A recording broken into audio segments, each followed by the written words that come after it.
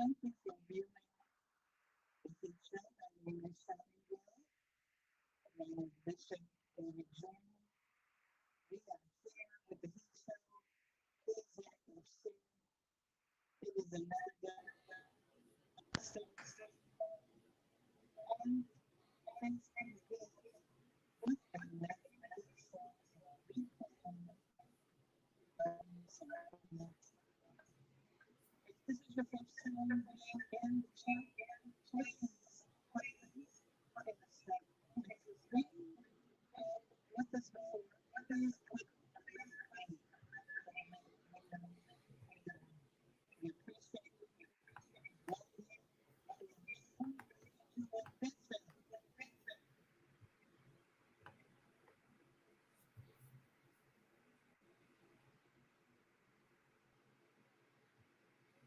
If you can hear me, then hopefully.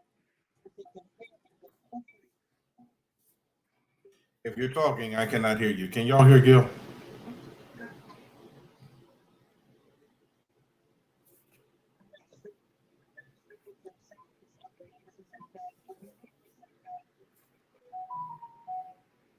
Good evening. Good. Can y'all hear Gil? Or is it just me?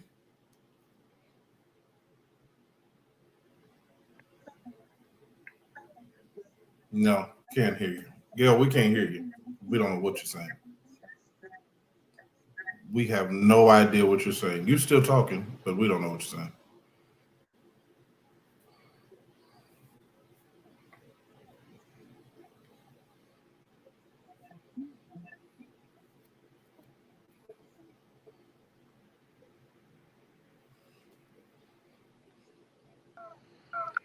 Can you hear me now? Well, thank you. Glad to have you with the show. Shall we start all over again? We don't have a clue what in the world you just over there making noise. We don't know what you said. Look, let's start it all over again, y'all.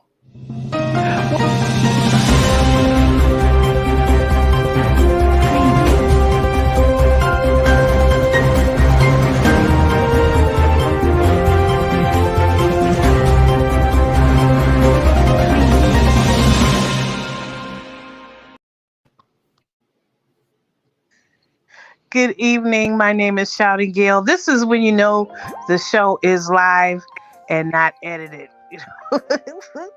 You're tuned in and you are viewing the Heat Show via Facebook Live. I am Shouting Gail along with Bishop David Jordan. We appreciate you taking the time to stop by our page to listen to what we have to say today.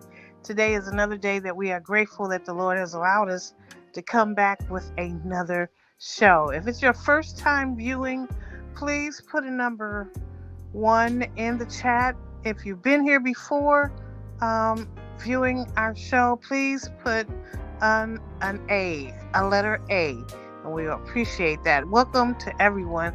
How are you doing, Bishop? I am blessed. It's a Monday. This is a rare occasion for us. And we generally kind of chill out on Mondays. And but you know, there are some things that require us to have a conversation.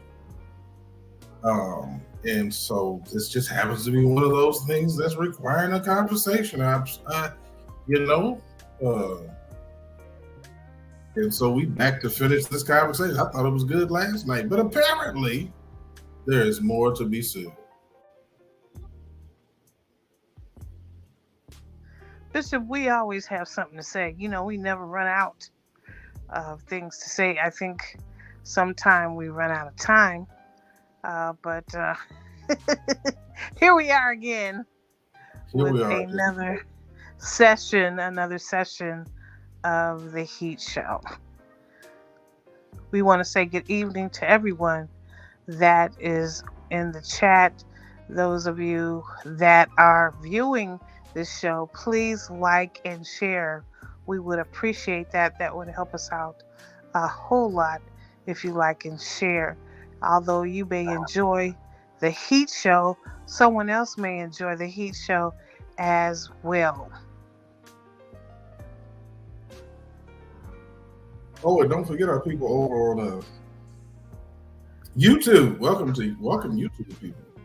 That's right. We are now on YouTube. I mean, I think I took a chance to search YouTube, and I found that our page is there. So if you don't mind, if you're there on YouTube, please subscribe. If you are first time viewer of the Heat Show on Facebook, please like and share. True Singer, what you think about that Christmas banquet music? Come on here. We doing it tonight. We are doing it tonight. We stepping up the game. We changing the whole plan. We are we are moving higher and higher in in broadcasting. So we appreciate those things that are available to us, and we bring you fresh news, fresh off the press. You know, so we thank God. We appreciate everyone that takes the time to stop by the Heat Show. Bishop, how was your evening last night? Long. And thank you for everybody. Thank you for everybody that stuck with us last night. Thank you for All those that stayed, all all of the. those that stayed for the benediction, all those that stayed for If the you stay benediction. for the benediction, you are truly saved. You are you are special to Listen, us. True Singer, I stole the music from the presiding bishop's banquet, and he gave me permission to use it. So that's what we're doing. Hey, what's going on, Candace boy? What's happening? What's happening? Man, last night was. You know what though? I actually went back and calculated how much time of that almost 4.5 hours that we were actually talking, and it was a little less than 2 hours. That's all I'm gonna say. Oh, okay. And we talked Okay. about two different subjects. Because it sure did feel like 4.5 to me, Felt straight like four up. and a half hours. Every We were on for 4.5 months, but we for 4.5 hours, but we wasn't talking for 4.5 hours. every second felt. No, I felt actually, that it four and a half felt like hours. actually the first 2.5 hours felt like 6.5 hours. Because But we've always talked about this, Bishop. We've always talked about having a shut in on Facebook, and I think we've been talking about that the since last show, 2017. I think I think the last show that we had was indeed a shut in. We had So a we we had hope. a Facebook shut in, and we were hit. Listen. That's about as close to those of you all who have never been to the General Assembly. That's about as close as to reality as you will that you need to be. I promise you, that's what it looks like in real life. Whoo, Gail. Here's the thing. So let's talk. I don't know where Banks is, but let's talk. A lot of people don't know this, but of course, Gail, I own several different companies and businesses, whatever, right? Have a lot of different business interests. One of those is in what we call crisis management. Uh,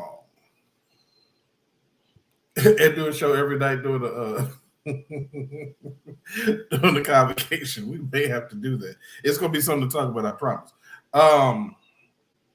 But we call it unspin, and so it deals with. We've dealt with a lot of different people, a lot of different issues. And so, because a lot of times people don't know how to navigate through um, mm, media exposure, social media exposure, television, print media exposure.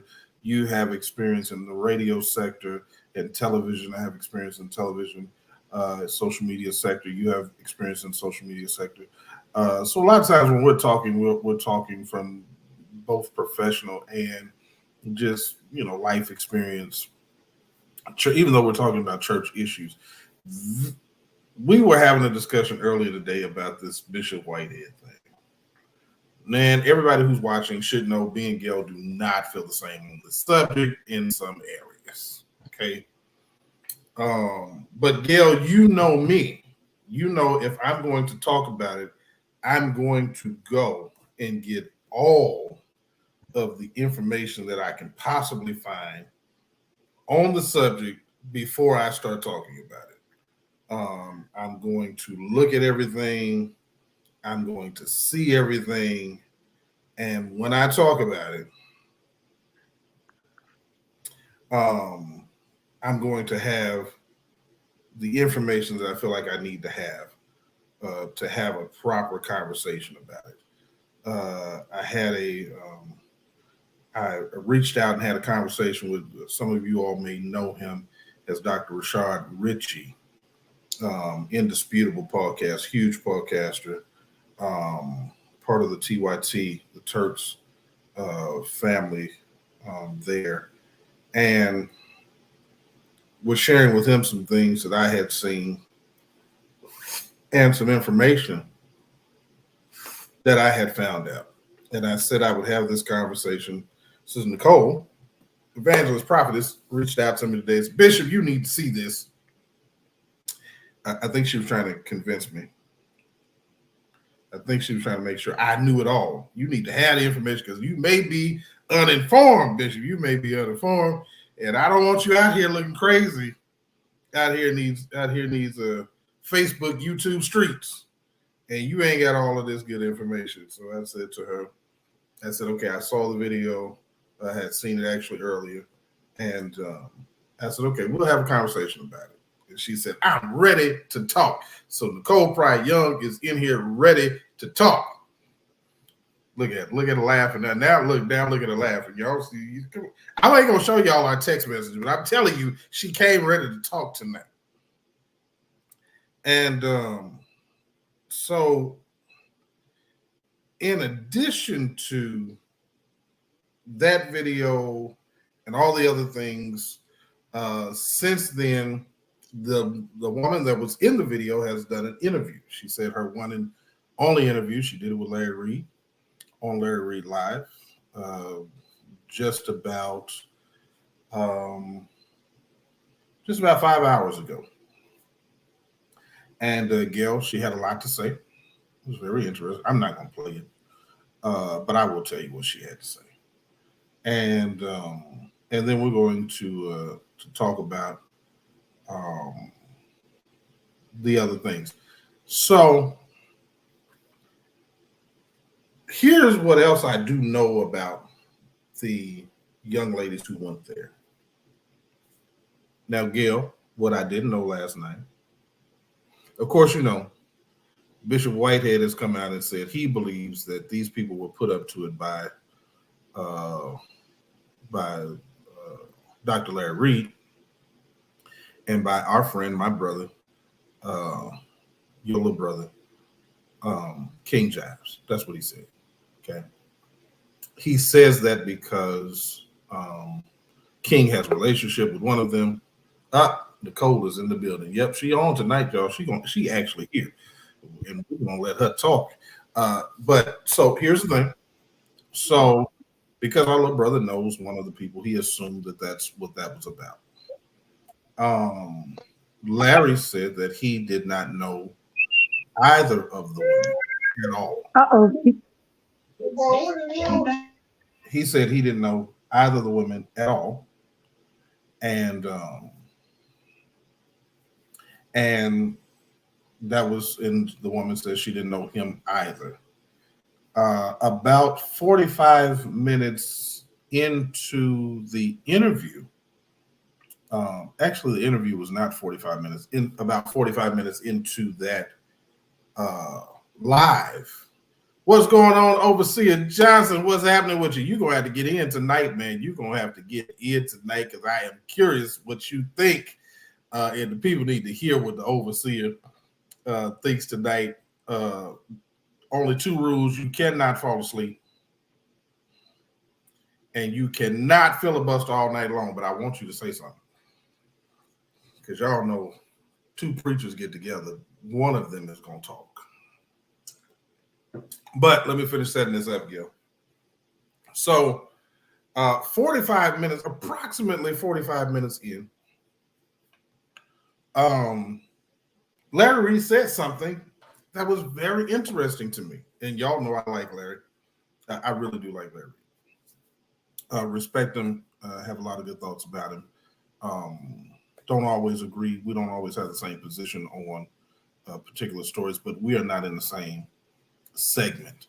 We don't do uh, what other vloggers do. Okay, so we're not really a vlog. We are discussion panel based. That's what we do, and we have discussions about topics that are relevant to the church, and then we try to look deeper into it, which we're going to do tonight as well. But Larry said something to Nicole that was very interesting to me. He's talking to prophetess Tarsha Howard, and he says to her, I know you are a real one. His exact words were, anybody that's a member of the Zoe ministry of prophets is a real one. So I know you've had proper training and you are a real prophet. Now, for those of you who don't know what Zoe Ministries are, his mentor, Archbishop E. Bernard Jordan, that is his ministry. So there's a connection there. Okay. Now he said it. I didn't say it. He put it out there. In addition, and again, don't please nobody think I'm trying to kill my friends or guys that I really like. DeMario is a friend. I like Larry. Larry and I have communicated, but we're not friends like that. DeMario and I are. Okay. And so he says that he knows her to be a part of the Zoe Ministry of Prophets with Bishop E. Bernard Jordan. We later find out, Gail, that this was not her first time interacting with Bishop Whitehead. Apparently, she has known Bishop Whitehead since 2019. And she was a follower of his wife. His wife has a ministry that she does on social media, and one of her homegirls hooked her up with it, and she became a follower and supporter of his wife. So again, you got to keep all of this in mind when you see this video. And you got to keep this in mind when you see his reaction to her and her walking towards his wife. Okay. And apparently, through the wife, she met him. And she met him, and through the wife was convinced. Yeah, I didn't see that, Jessica, but thank you for letting me know that because I didn't see that part. So Jessica said she had already introduced. I did not know it, but I did hear him say that part. I started at the interview part, not the introduction, because it took a long time to get to the interview part. He kept asking her something. They kept talking about her title, and that was just driving me crazy. So please forgive me. I did not see the very beginning. But so we find out that she, through the wife, got connected to the bishop, and the bishop rubbed her the wrong way from the first time she met him because, Gail, she said, I met him, and when his wife introduced me to him, his response to me was to look at me and say, ooh, your face is greasy. Boy, I like to die. I almost went up under the couch when I heard that. If that is true, Bishop Whitehead, cut it out. You need to stop that. What's wrong with you? Stop that. Something is wrong. So she said that struck her wrong, but it didn't strike her wrong enough to not then sign up to become a student of his real estate training courses. So she also did business with him.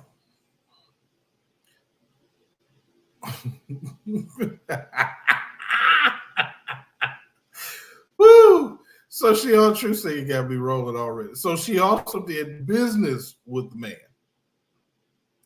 And she said the reason that she left the classes after how many ever weeks or months she was in there, she said because they asked her for her social security number, and that him having been convicted of fraud, which apparently she knew before she got to class. I assume that's probably how he said it, though, truth seeker. Vaseline. I mean, who says that to a person the first time you meet him? Man, you got old Vaseline face. Who does that? We got to pray for this brother. So anyway, she says they asked her for a social security number. She didn't feel comfortable giving it to him. And as many people do who go to real estate courses or to go to any course, after you spend all that money, you feel like you got gypped when you don't learn something, really spectacular.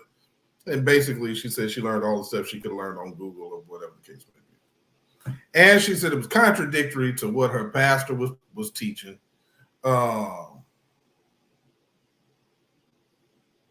Nicole said she was on one of the bishop's lives, and he was talking about the real estate classes.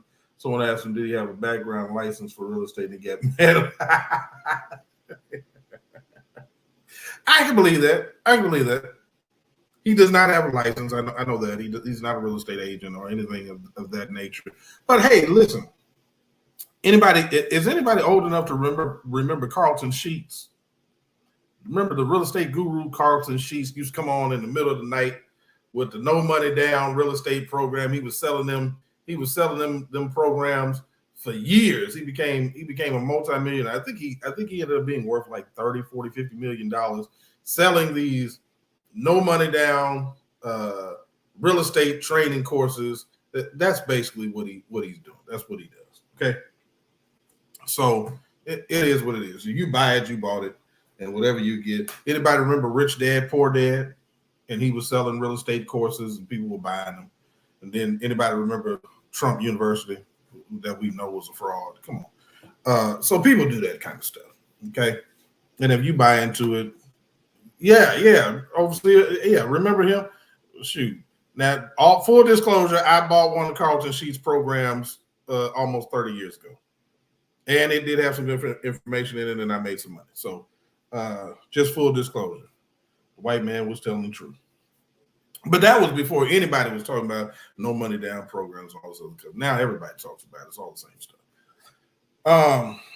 So that is the basis of the background of what happened. Okay. Now, she was asked, why was she there? What did she do? And what did she come for? And she said, I came in peace. I didn't charge his wife. I came as an author, writing a book. She didn't come to start trouble, just to get content for her book and do research for her book. She said that's why she came. Come on, Dr. Banks said he got the Rich Dad Poor Dad book too. That's what she said. She said she came in peace, did not charge his wife, came only as an author writing a book, and she did not come to start trouble, just to get content and do research. Okay. When asked, did she do anything wrong? She said she did absolutely nothing wrong. And she's just now tonight coming down out of the spirit. She said she'd been in the spirit since Saturday night, Sunday morning. And she just now, while talking to Larry Reed, was coming down out of the spirit. He said, well, what were you saying? Could you interpret your own tongues? She said, yep, I got the gift, and I can tell you what the Lord was saying when I was speaking in tongues. He said, what did he say? She said, the Lord said, oh my, and I'm quoting now, oh my people, I have come into this place and into this hour, and I have given my word to my prophet, And I have come to set order. That's what she said. Was her purpose for coming. That's what she told Dr. Larry. Now, let's take a look at what actually happened. Y'all should have known. All right. Now, this is the footage shot by her and the woman that came with her. So this is from their perspective. This is not Bishop Whitehead's cameras. This is not anything edited by somebody else. This is their video from their camera from the moment that they sat down and started recording.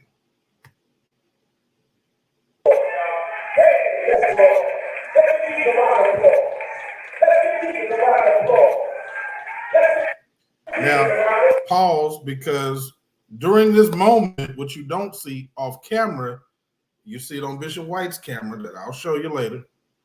She's now standing up and she's walking towards the front of the church.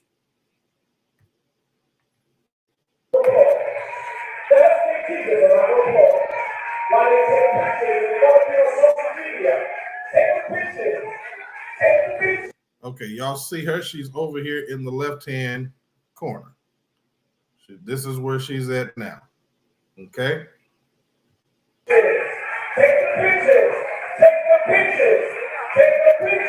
Now pause.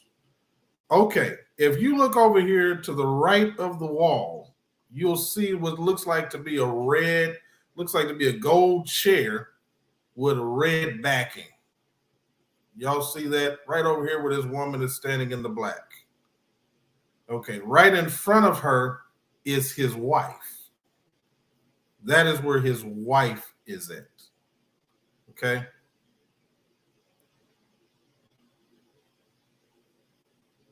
Right here where this woman in the black is at. Okay. She is, now watch this because you got to catch it now. Hold on, y'all. I went too far. Hold on.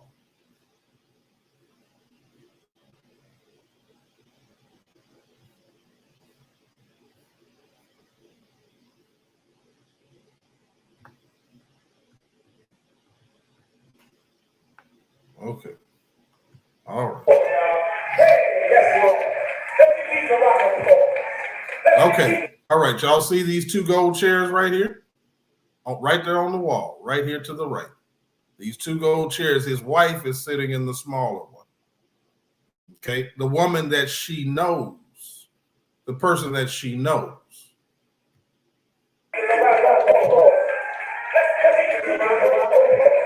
Now, right there, y'all may have missed it, but if you look, you'll see somebody standing up here in black.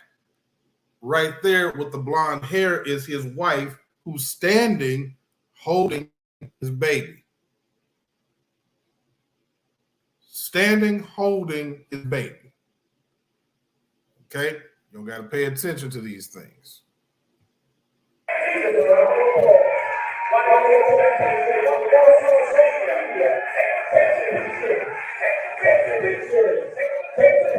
Now y'all see her walking. Now, right there, she's in front of him, but she's pointing at his wife, the person she has the relationship with. And she's walking towards her. Now, y'all see this, church. Ain't no aisle over there for you to be going down. Now, watch what happens. Now, let me come back, because I know somebody just got mad. Let me come back. Because I need you to see. The man has a microphone in one hand. He's got her by the back of the neck with her hair with the other hand. And he's pushing her. Watch what happens. You don't see no fights. Watch what happens. and he grabbed it.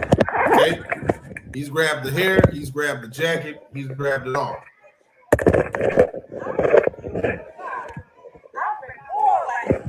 But let me show you something, Gail, because you said something last night. Now let me show you something. Let me show you where he pushed her.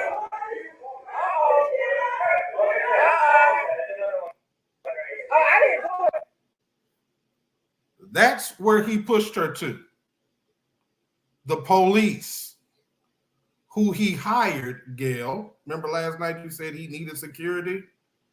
He hired the police, the Brooklyn police, off-duty police officers armed to be security at the church. And they were standing right outside in the hallway when all of this went down. Remember I showed y'all the video last night and the girl said she didn't care nothing about the police. She beat him up right in front of the police. Well, it was true because the police were actually there. The police were in the building, outside in the hallway. They walked past the police to go into the sanctuary and sit down. So now, Gail, I got to ask you before I go on. I got to ask you and Nicole. I got to ask y'all. Gail, you said the man needed security. What else did he need? Because that's what you said last night. Now you tell me what else the man could have done. Police are there in the building. What else could he have done? Is it my turn? It is your turn. We're going to stop right here. We got some more to go. We got a little work to do. But yes, because I want to stop right there on your call for security. Because here is security. If the police ain't security, who is? Well, this is my perception of this. I don't believe the police were in position in the first place. Because there is no way, even if they were standing in the lobby, because they probably was next door eating at the Jamaican restaurant while church was going on. Because ain't no way all that action would happen and then they come after the fact. The man that pushed the lady out the back of the church. But he pushed her to the police. Daddy Marie said that he said the police was downstairs asleep. They might have been. Well, they got up there. They was right next door at the Jamaican restaurant. Lord have mercy. Getting some curry goat or curry chicken. Let me Polish sausage. Let me tell you why the police were not downstairs, and let me tell you why they were not next door. Because by the time he got her to the back of the door, she was in the hands of the police. Watch. You ain't got to take my word for it. Watch.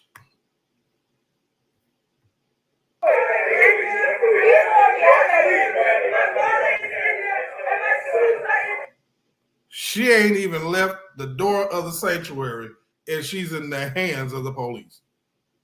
Now, Danny and Jessica, don't think I ain't gonna get to him, but we got it. But we got to keep the main thing right now, because I thought Dr. Reed made a wonderful observation about him that I'm actually agreeing with, and this ultimately, you got to know I'm taking this somewhere. I'm not just having this conversation for fun.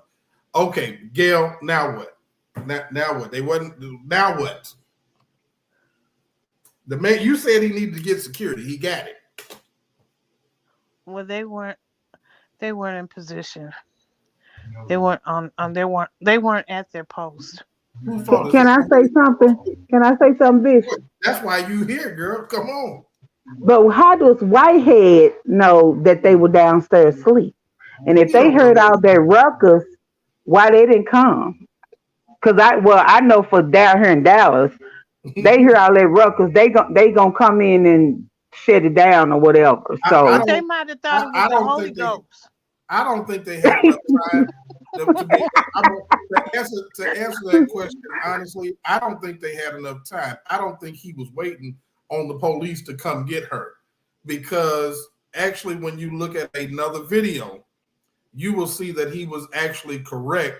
She did walk up there and then was walking back like she was going to her seat, then turned around, and that's when she came across the front pointing at his wife. So I just don't think he was going to wait for that. That's just honestly what I think, Nicole. I don't think he was waiting for it, and he wasn't going to wait. He was probably like you and me, thinking, now I know the police hear all this ruckus going on up in here.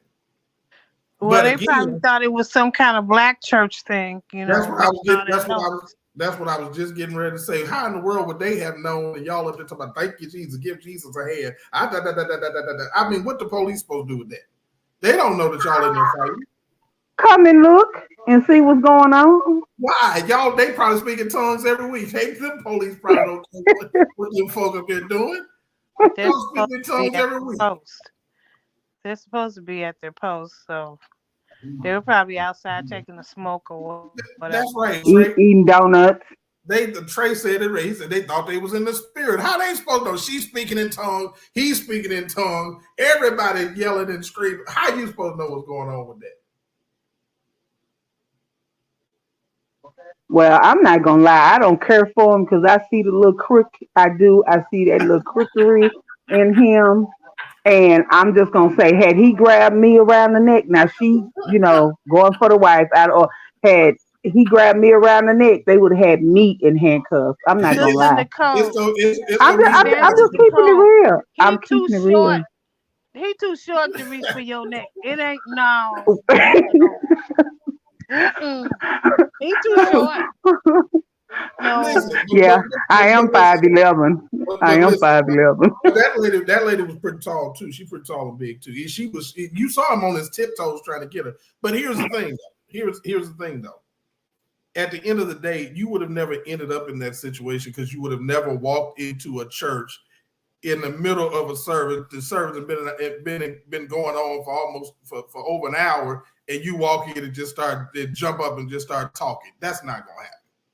You're not going to do that. A normal person not going to do that. That's not going to happen. Okay. So let's get to the next phase. Banks, I'm coming to you, man. I'm coming to you. Let's go.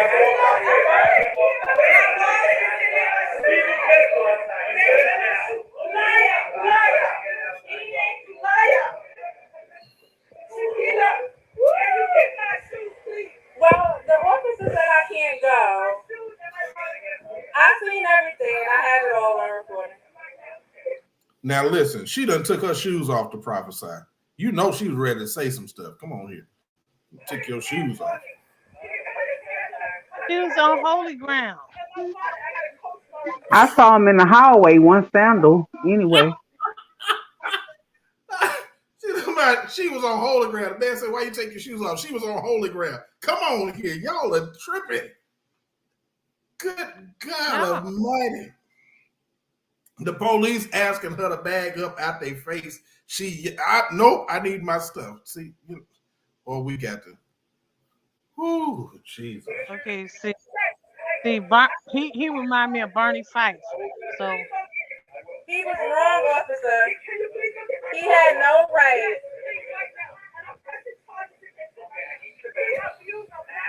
They must be rookies. Listen, they rookies because they being real nice. Ma'am, please bag up. You right here in my face. Please bag. Would you please bag up? There was an African American woman there. She's about 4 feet tall or 5 feet. Mm-hmm. She was there. I don't know if she came later on the scene, but she was there. Well, God bless her too. You don't relax. Yeah. Demon. He was a demon manifested. You got up interrupt this man's message, and he was manifested by demons. Boy, you know what? Y'all gonna make me look. You know what? Officer. Watch this.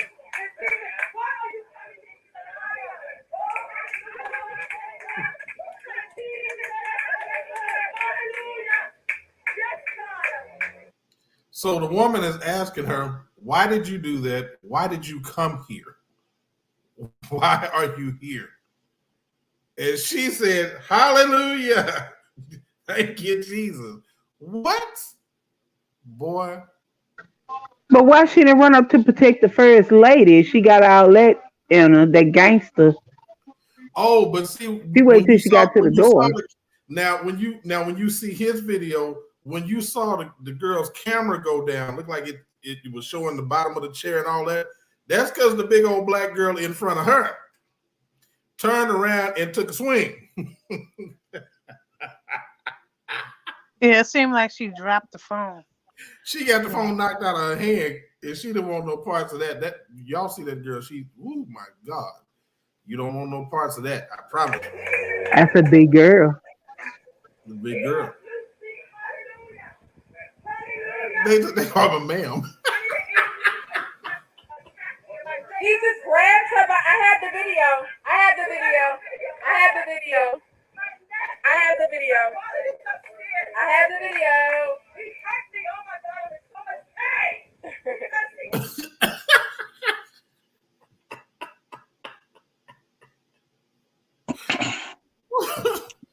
You know not what spirit you are of.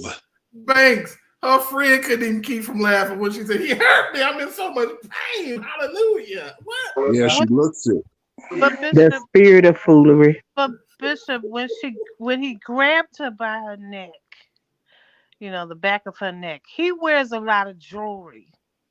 Okay. So one of the prongs, maybe one of the prongs from one of his rings, or even if he had a bracelet on his arm, could have cut her right by her face. You looking down, but I'm just saying.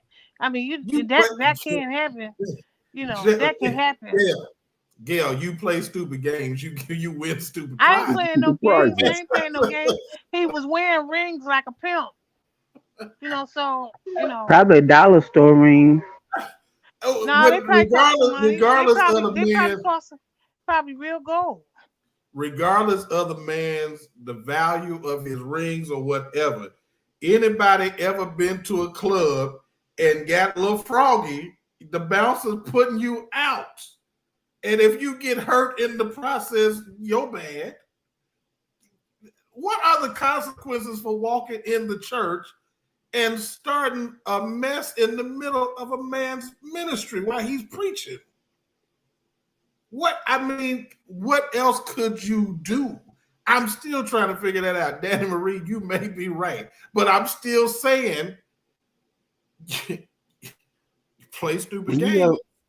When you have someone who walks up in the front of your church and begins to act in a manner that seems threatening, the only thing you can do is remove the person from the premises. That's all I'm saying. And I didn't see but one man in there, the bald head guy. He was in the back. The police are outside. What you want him to do? All them women must not be tough, because in my church, well, I'm going to leave that alone. They wouldn't have got that far. Well, see, I gave an example. I gave an example of that happening somewhat in the church that I was a member of. A woman got caught up. The bishop was preaching. A woman got caught up in the spirit, and she went to attack. Bishop, and I jumped out my seat. I don't know how I moved that fast. Maybe Marcus can remember, but I went to block her from touching the bishop. And she fell out on the floor. Her dress went all the way up to her face. I'm telling them, giving me the sheet. They sitting there looking. The woman was full of demons. But again, I'm going to ask the same question. You could have blocked. Somebody else could have blocked that. I'm going to ask 1 second, Banks, and I'm letting you have it. But I got the question of you, Gail, of you, Nicole, of you, Jessica. Jessica said that's why you have deacons, ushers, associates, pastors. I didn't see none of that there. So what was he supposed to do? Y'all are all saying somebody should have removed her, but nobody did. So what was he supposed to do? She should have never got that far. Okay, but she did. So what was he supposed to do? We can talk about the ifs and the buts of what should have happened that didn't happen, but since none of that happened, what was he supposed to do? Not put his hands on. I don't care if it was an usher, it was a deacon, it was a security, it was the police. Some man was going to put their hands on her and move her. So what was he supposed to do? When we get all the way down to it, what was he supposed? Okay, Danny Marie said maybe grab her by the arm. Maybe. I agree. Well, see, again, and I hear what y'all are saying, not grab her by the neck. But again, that's not the video. The video is that he grabbed her up by the back of the neck. He said he grabbed her shirt and her hair and her neck. I don't know how big his hands are. And yes, it looks bad. Can we just tell it? But again, now hold on, because Jessica say block her. The problem with blocking somebody, is that if you don't put them in a position, the move that he made is a move that you commonly see if you ever watch Cops, if you ever watch the show Jail. It's a move that police make to gain control. But he's not the police. But he's in his church. But I know he's not. But that's his experience, right? That's his experience. And so he grabs her in a move that doesn't allow her to swing back at him and hit him or anything else. And he moves her very quickly. That's right. It's from his prison days. Come on, y'all know what this is about. And and then watch what he does. He moves her quickly to the police and say, get her. Y'all put her out. Okay? So if he wanted to hurt her, if he was going to attack her, if he was going to put his hands on her, that would have been a different thing. But to position her and move her out the way, I don't know what else he was supposed to do. He did all she had was a scratch at best. If that's the best we can do, Gates blocking her could easily cause more interaction. You can't just block a person. That's not. Now let me go back up here because Truth Seeker said, let's consider this, Bishop. He invited her up to the front, knowing that she was okay. And I agree. That was a dumb move. So he says to her, and I think it was sarcasm. Can I just be honest with you? If you go back and watch the video, we played it last night. What he says to her, she stands up and starts talking. And he says to her, oh, you want to preach? Come on up here. That was dumb. You invited her up. You know you didn't want that woman to come up there. That was dumb. He should have put her out right there. You're right. Elaine said, remember, he said the lady was walking towards his wife and baby. I'm sure he thought about the robbery last night. Yeah, absolutely. Who knows what he thought about? I just know I wouldn't have waited to find out. Danny Marie said, Asia don't need this protection. She can hold hers. Put the baby down. Maybe she should have put the baby down, but she didn't. She was holding the baby. And that's the problem. Okay, Banks, go ahead. I interrupted you. Go ahead. Oh, no problem. I hear all the ifs and should haves and shouldn't have dones and everything else. But the fact of the matter is this. Mistakes were made by allowing that woman access up front. That's the first mistake. Second, when she began to act the way she acted, he reacted the way he reacted by the film. He forces her out. Now, we can talk about he shouldn't have put hands on her and blah, blah, blah. What if he hadn't have done that? Then we'd be having a whole nother discussion. And it'd be, why didn't he defend his wife and baby and all the other kind of stuff that you would say? So he did what he needed to do based on what was going on. Whether or not he should have put his hands on her or not is irrelevant. The fact is he did what he needed to do under the circumstances. Whether she talked about she's hurt or not, that's neither here nor there. That's up for the judge to decide. Period. He had. But what? He could have called out for the police. They were already there. Exactly. Okay. Shoulda, coulda, woulda. Now, hold on, Nicole. You can't just be coming here with these exactly's all random like this. Look at here. Wait a minute. You done seen this Shoulda, video. coulda, woulda. You done seen Okay. this video. The judge is not gonna go according to shoulda, coulda, woulda. Okay, But- He's hold gonna on. go by okay. what he sees, and what he sees is a woman being escorted out of the building via her neck to the police. Period. But for us women, Jessica, for I'm us, finna hold on. Again, shoulda, coulda, woulda. but for us women, for a man to grab you behind your neck, y'all coming from a man's standpoint. It's not about a man's standpoint. It's about what we see on the film standpoint. And again, they have background. Bishop said that earlier. He heard it on the live. They already had exchanged words, so he probably was waiting for an opportunity to lay hands on her. But we don't know that. I'm just saying from what Bishop told us. I mean, he's ignorant. We already know that from his videos. He want to get in the ring with DL Hughley. Now he invited Larry to get in the ring. So I guess next he gonna invite her to get in the ring. He gonna mess around. Somebody gonna take him up on his offer, and he ain't gonna like what he get. Now I will say this. Word on the street in New York is that that he fought for fun while he was in prison and was rather known about those hands. So that probably ain't the route that they really want to go. That's why he always goes to that as a go-to, because apparently that's what he did in prison. Apparently he had a very short temper, and apparently, according to his jacket, fighting is what he did just because he was awake and breathing while he was in prison. So some of that is the prison persona and mentality of this particular preacher. Now that's according to his actual friends that were in prison with him in New York. Okay, so he is his reputation precedes him in the penal system in New York. So that's why he's always talking about that. He was a prison boxer and all that other kind of jazz. All right, let's continue on. Let's continue. And Jessica, I'm coming to your question. I promise you, I'm coming to that in just a second because y'all got to see it.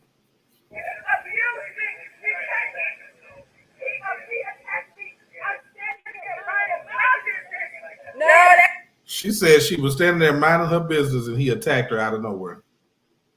Did y'all hear that? Why am I not surprised? Minding my business and he attacked me out of nowhere. Keep watching. What? I have the video. Don't forget. They seen everything live. It was live. She calling her lawyer right now.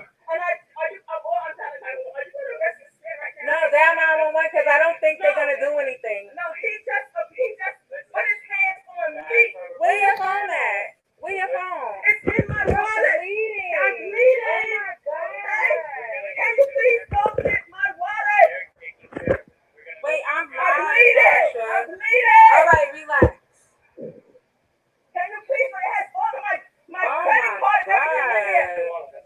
Oh. I don't have it now. Relax. He's a liar and a demon. The demon manifested. Today. Take a step back from the door. Just relax. Yeah, demon manifested Stuff itself, all and right. you press charges. I don't want none of them looking at my stuff. I don't trust these people. He's a liar and a scammer. Somebody want to take my stuff. I need my wallet. I need my phone. Everything is in here. He attacked me. Look. He is an abuser to black women. I can't believe he came on the pulpit and attacked a black woman. He was mad. He came out the pulpit and attacked a black woman. He hates black women. He sat down. Yeah, he hates black women so much he married one. Uh-huh. Do you have my wallet? Where's my other camera? Now watch this. Y'all pay attention. Watch what's getting ready to happen. Listen to the conversation. When he was choking her.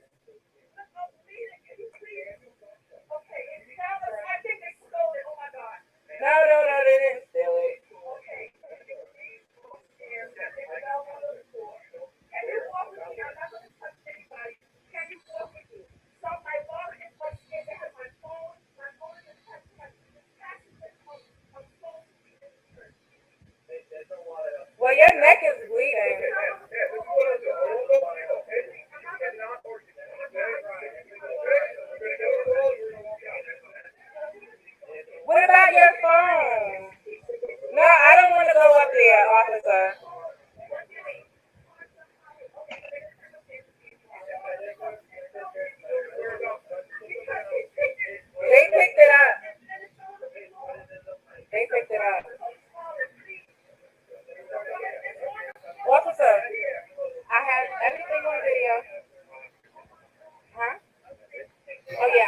record them. When I stop, I'll play it. Well, I own a podcast. I run a podcast. I came here to do my due diligence, and yeah, I was upstairs and I was sitting and I was recording, and someone said you can't record, and then the bishop said no, it's fine, they can record, nothing's wrong. And everybody else went so fast. I'm not even gonna lie. Yeah, we're together. But she woke up and she walked up and he said, "Oh, do you want to preach?" And she said, "Sure." And she walked up there and I was in the back all the way recording. I had to pause it because I'm.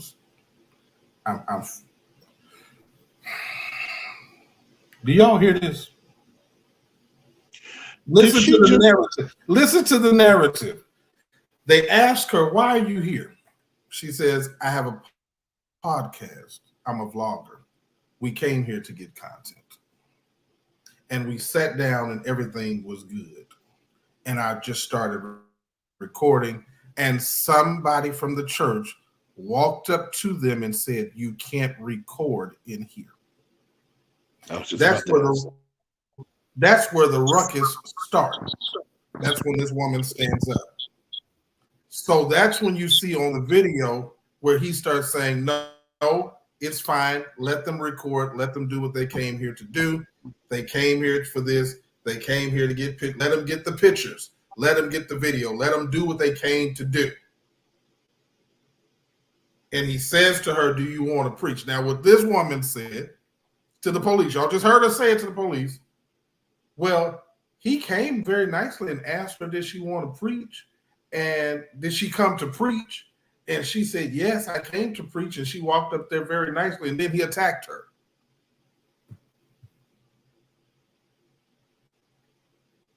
I'm waiting, Nicole. I'm waiting, Gail. Somebody help me to understand what. Okay, now here I am. Now she was out of order. I won't take nothing from that. But are they I lying? Are understand they it. currently lying? Let's start with that. Now, yeah, she did lie. She Okay, lied. let's start there first. She lied. To be honest, she lied. You can't get around that because video don't lie. They couldn't do nothing to tweak it or nothing that fast. I just have a problem with. I just see him for who he really is. And I don't let me think he say, would have challenged a man like that. but let me say, I think he probably would have punched the man. But let me say this to you, Nicole, and to Danny. That's all, Danny, y'all know, you and Nicole know, on this platform, I'm never taking a side, but I'm always trying to see the truth in a situation. And I'm going to get to him. I promise you. I am not disagreeing with you, Danny, at all. You, Jessica, Nicole, I agree with all of y'all when it comes to him. But the first thing I want to deal with is this narrative, because our audience, we have a lot of wonderful men and a lot of wonderful Black women that watch this show, The Heat. And I love that. And we all get along. It ain't we ain't got no chauvinistic personalities over here. But sometimes it's hard for us to have the real conversation, because what's really stirring it up is, Nicole, you said it earlier, and it was the truth. I love that truth out of you, that this is about seeing a woman handled by a man. This is not about if this had been a man. Y'all still would have talked about him and called him crazy. Jessica would still said he need to be institutionalized. I mean, ain't none of that finna change.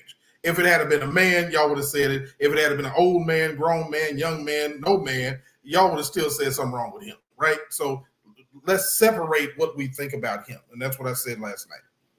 And let's deal with what really happened here, because we can have a conversation about men and women and abuse and how you handle each other. But in this situation, the Heat is always talking about the church.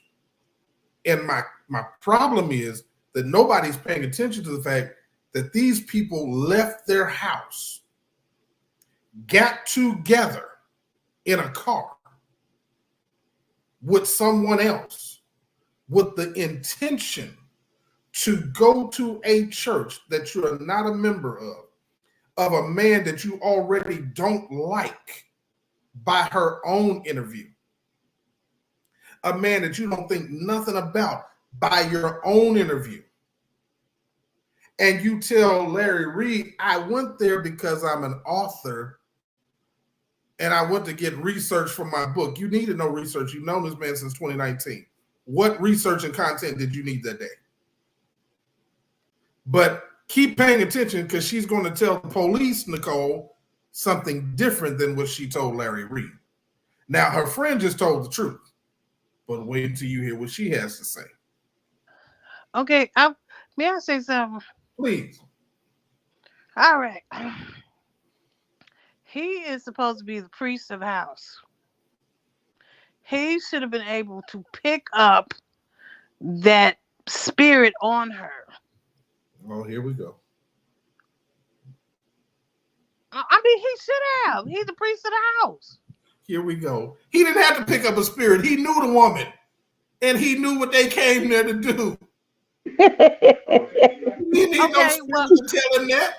That's okay, why he well, grabbed her up, because he knows okay, this woman. well, he had paid security there, and he should have called them to come take her out. Man, look, Truth Seeker told y'all the truth. In this case, the bishop removed her himself, and the real problem is you got a problem with who removed her. He had paid security. No. So. I'm not. No. I'm not. Hold on, Jessica. I'm not talking about them in the car together. The other young lady was in the car with someone else, based on her video. She was in the car with someone else, not her and this lady here. So if you thought that's what I said, that's not what I intended to say. But I did mean to say they came together. So when I say they came together, I can play it back for you. As a matter of fact, let me do that because Jessica laughed at me. Y'all know I can't take being laughed at. She walked up and he said, "Oh, do you want to preach?" And she said, "Sure." Now let's see what she tells the police. And someone said, "You can't record," and then Hold on. Well, I own a podcast. I run a podcast. I came here to do my due diligence, and yeah, I was upstairs and I was sitting and I was recording, and someone said you can't record, and then the bishop said, "No, it's fine. They can record. Nothing's wrong." And everything happened so fast. I'm not even gonna lie. Yeah, we're together. When she woke up and okay, Jessica, did you hear that? He asked her, "Are y'all together? Did you come together?" She said, "Yes, we're together." So that's what I was referring to when I said they came together. Yeah. She said that they came together, not me. Those were her words.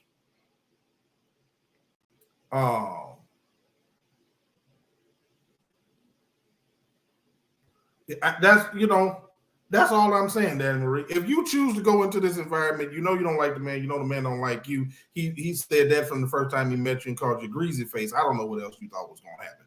I don't know what you thought was going to happen. As a matter of fact, as I'm listening to you all and I'm watching the comments, I'm trying to figure out Danny, Jessica, Nicole, Gail.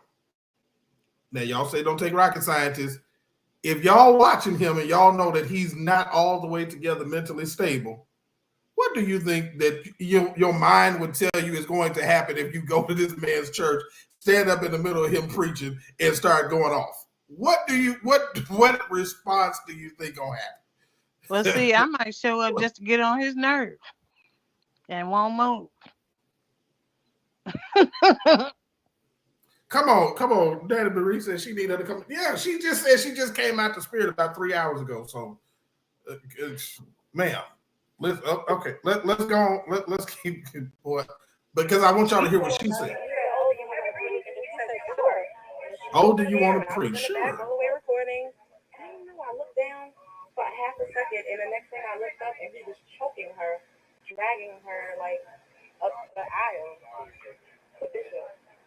Her neck is scratched and bleeding.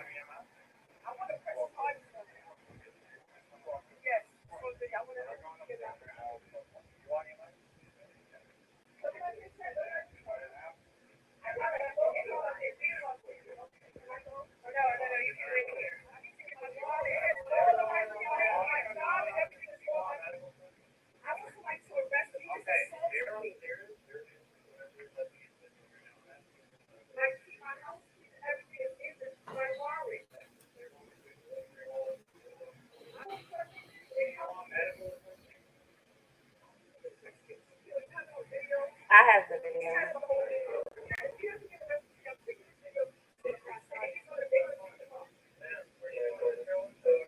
Yeah, but I don't want to stop until like it's all settled.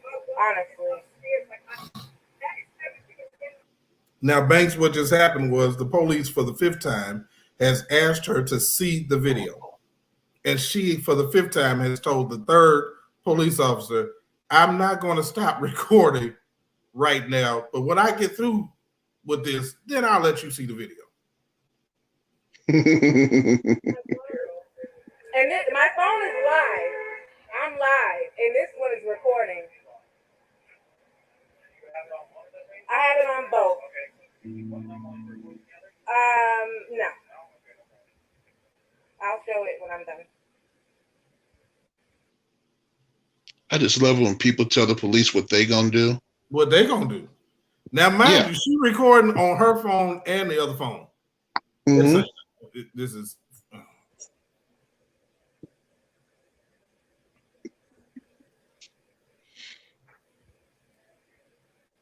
I mean, the reality is he was already being out here being protected. Even though the officers that I spoke to this morning, they said they wasn't, like, it's no way. Did y'all hear that? Gail, did you hear that? Banks, did you hear what she just said? Yeah. She said she spoke to the police officers earlier that morning when she was out there. Mm-hmm. So we ain't talking about police officers that just popped up. Before they went in, before all that you saw. Because when this happens, it's afternoon. She said the police did this morning.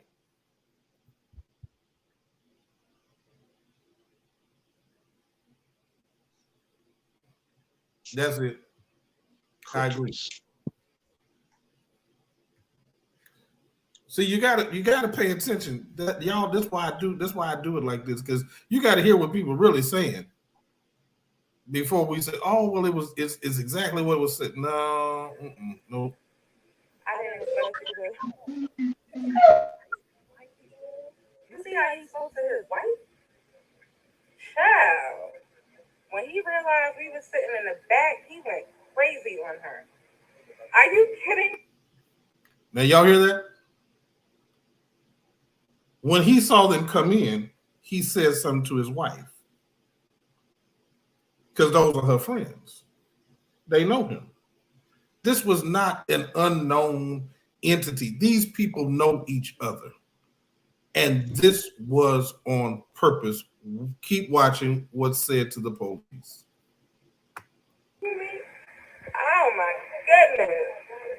I should have had the gang pull up with me. I didn't know he was going to put his hands on you. I would have never thought that he would put his hands on you. But I would have damn sure pulled up here with the gang. I don't even want to stop recording and call, I ain't going to hear them. Now they're going to call somebody to come whoop the bishop.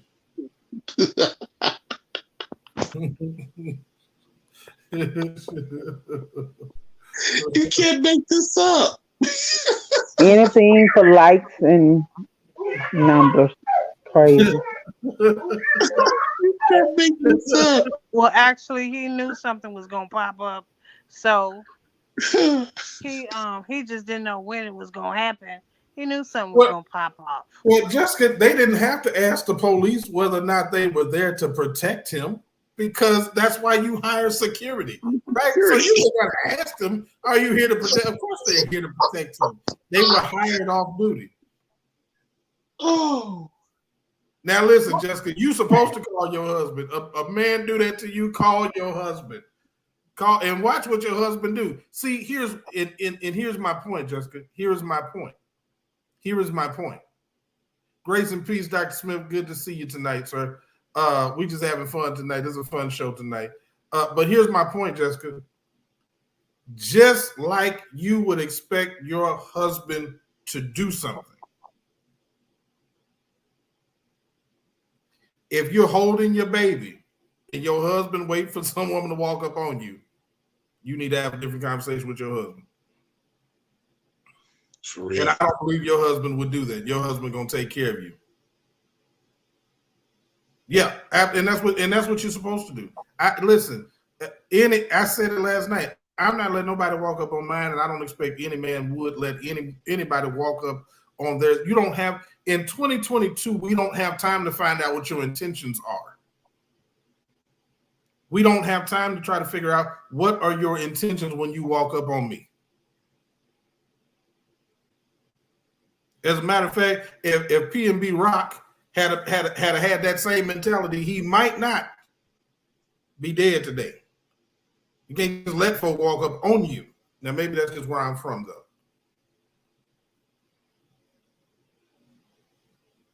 Gates says, listen, you got these two black women acting like this, and then we'll say protect black women. And we should protect black women. You're absolutely right, Gates. But please get some sense in the process.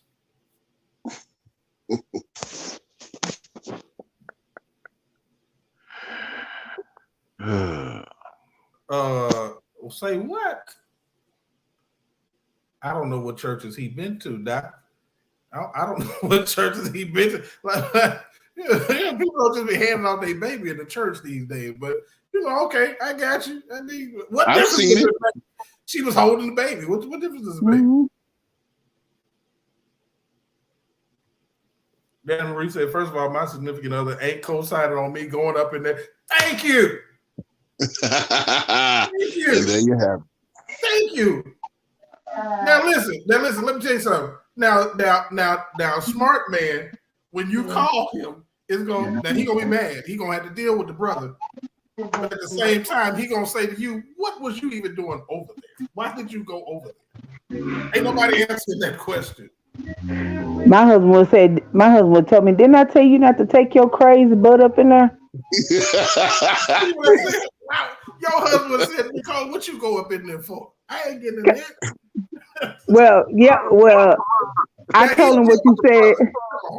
Yeah, I told him what you said last night, Bishop, about coming up and grabbing. He said you would have had him around the neck or her around the neck before I even got up there.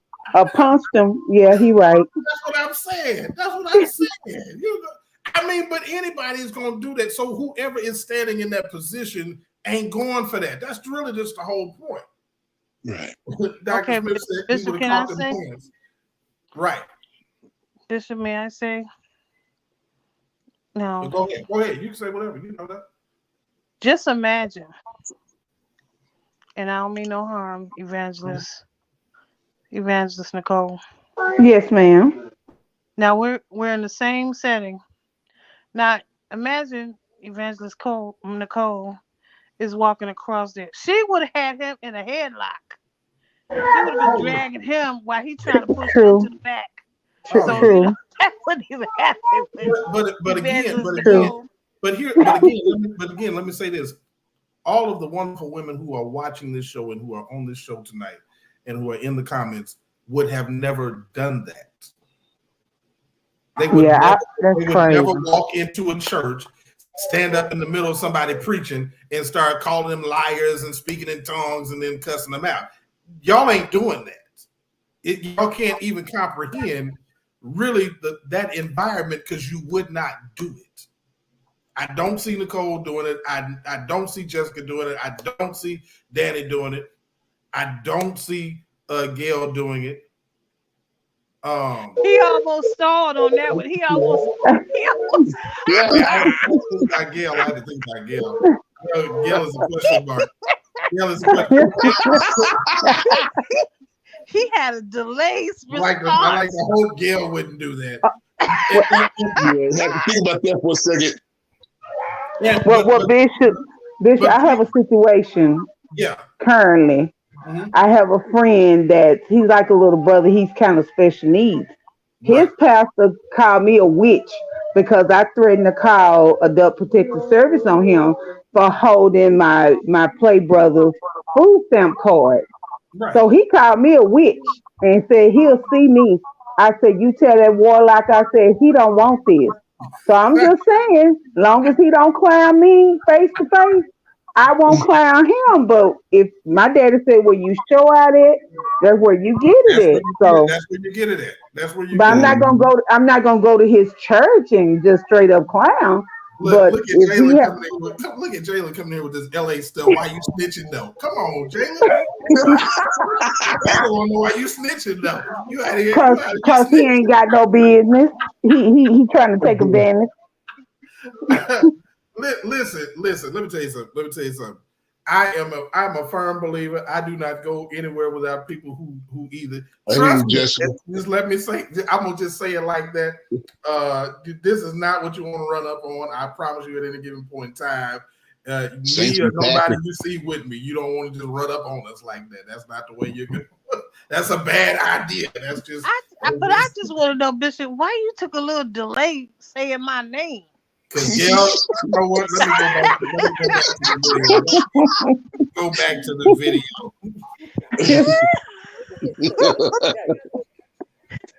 They have to hear their side of the story. And with officers, you know, you have to. It's correct. I have the whole video. You can see it when I'm done. Officer, I will tell you this. When I do play the video, you're going to see him choking her, pulling her, dragging her down the aisle.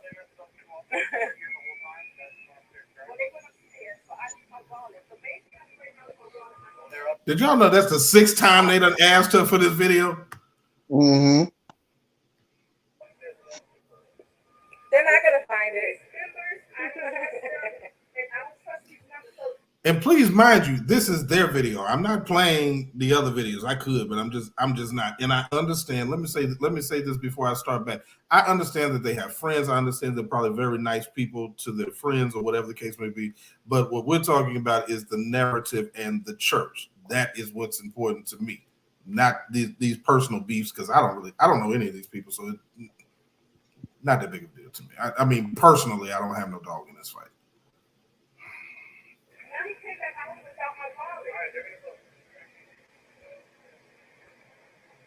Listen to the question. Everyone in there is hood, and they are pissed, and they are not going to give her her shit back. They not going to give her her shit back. He asked her, what was your purpose for coming here today? She said, we're bloggers and we came here to get content. She said, we came to get a story.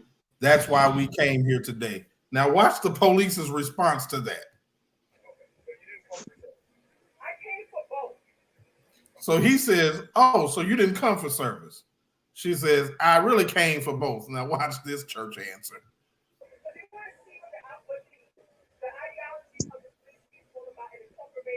I came because I've been covering this story for weeks now. But I spoke to you before I went.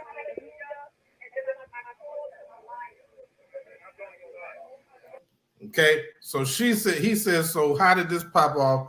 She said, I yelled hallelujah. Then I stood up and I called him a liar. That's how this started. Now, those are her words. See, I thought that was important, Gil, because you got to hear what they said. Not what my little brother says, not what Dr. Reed is saying, not what Whitehead is saying. I didn't really care about that, to be quite honest with you. But to watch them say what they said. But Bishop, they were not strangers to him. He was familiar with that one young lady. And they were familiar with him. It's not a one-way street. They were familiar with each other, and they said, when asked directly, this is a direct question, direct quote of the police, why did you come here today? Now, remember, the first police already asked the one with the camera. Now they're asking her, why did you come here today? And she said, I came here to get a story. The police says, so you didn't come here for service. Well, I mean, I came here for both. And I wanted to see the ideology that he's preaching. The other chick starts laughing and said, well, I don't know about that, but I came here for a story. I can't, because I've been following him for a while.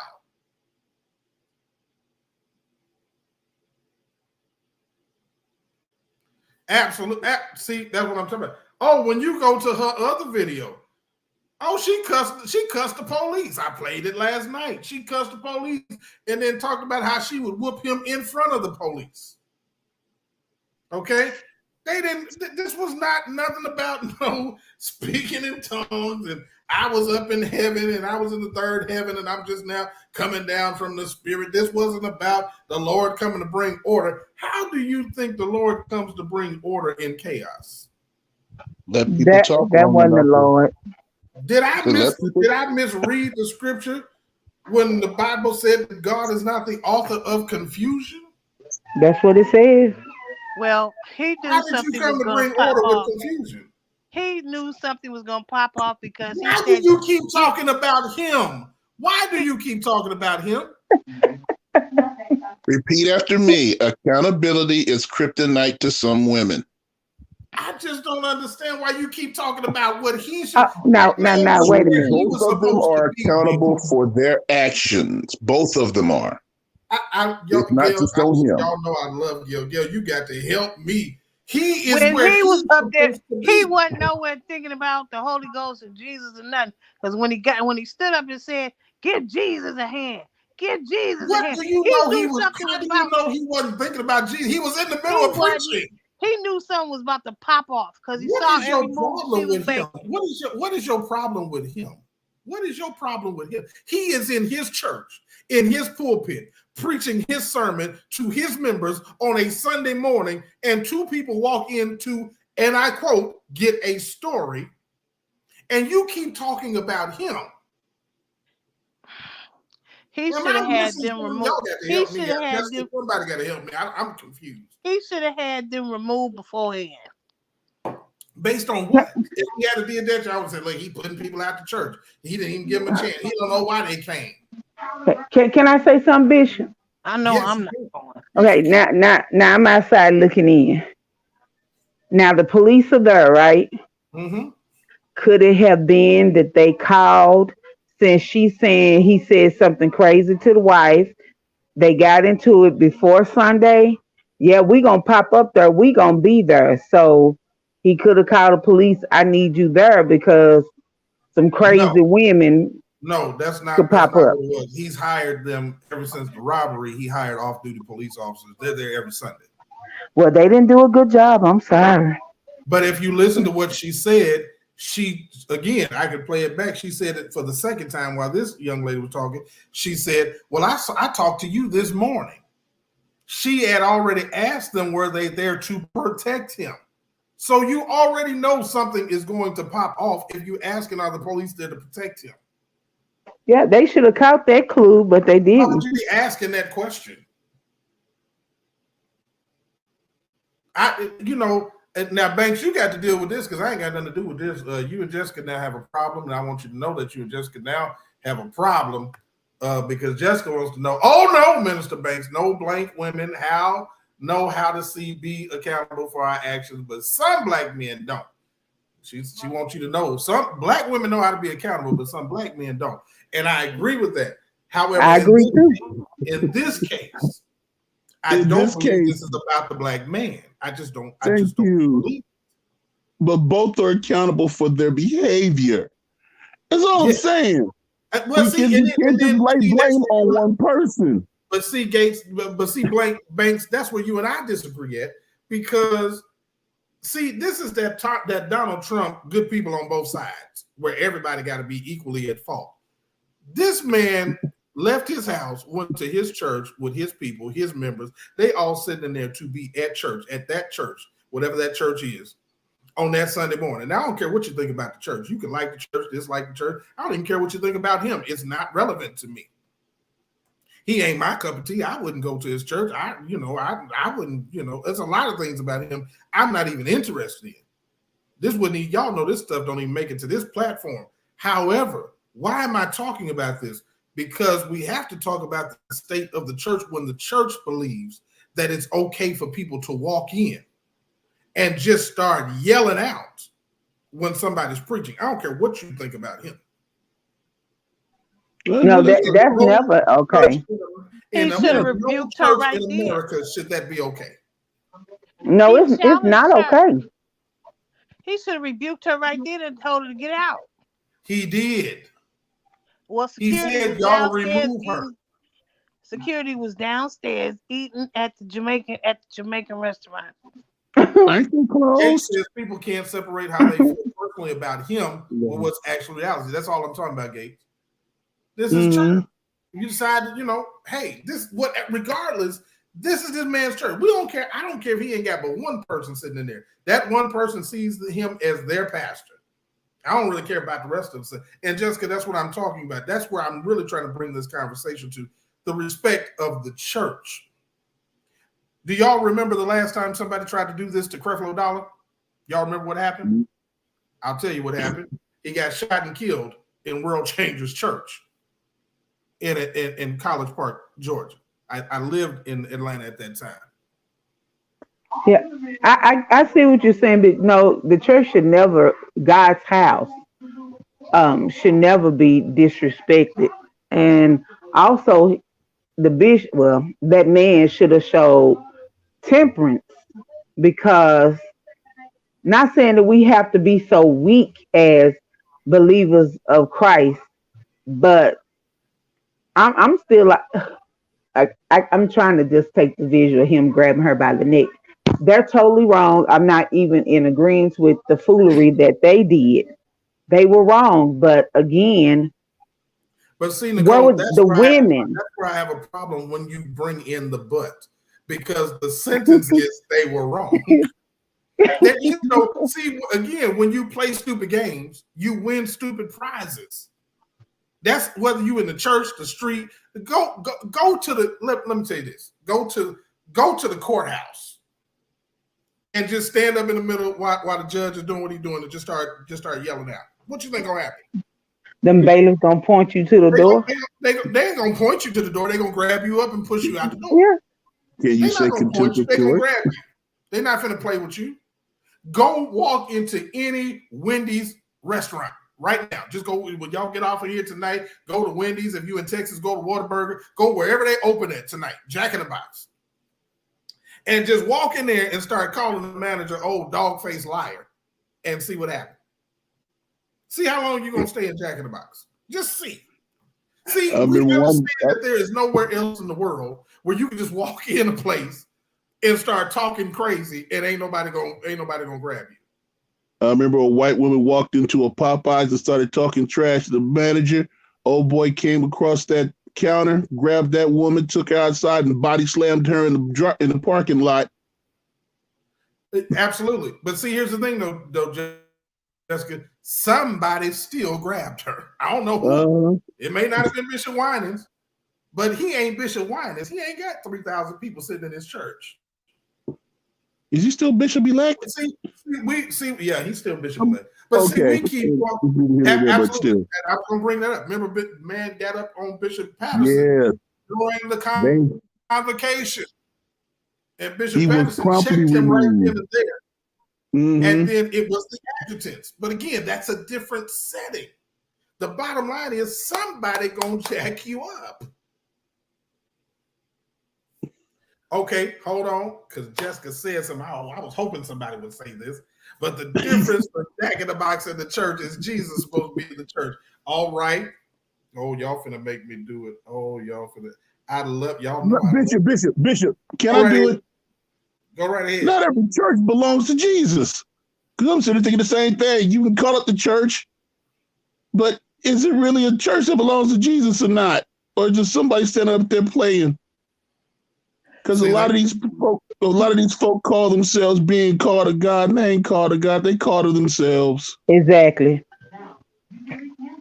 Y'all finna Jessica done stirred, done made me do it. I wasn't gonna do it. Thank you for saying it, Jessica. It ain't When that he kind said, of when Bishop Whitehead said, "Get out," those cops, security should have been at their post. That girl would have never got to the front. I agree. They were eating, like you said, at the Jamaican restaurant. You know, the only folk I've ever seen The only folk I've ever seen in church with badges on are some of the folk I've seen over at Bishop Patrick Wooden's church. They got on the suit and tie, but they got their badge fully flashing. That's the only time I've seen police in a building. I tell you what, remember the man that walked up in the church out there in what was it? Somewhere out there by Fort Worth. He walked up in the church with a gun. The pastor had a gun. The deacons had a gun. Trustees had a gun.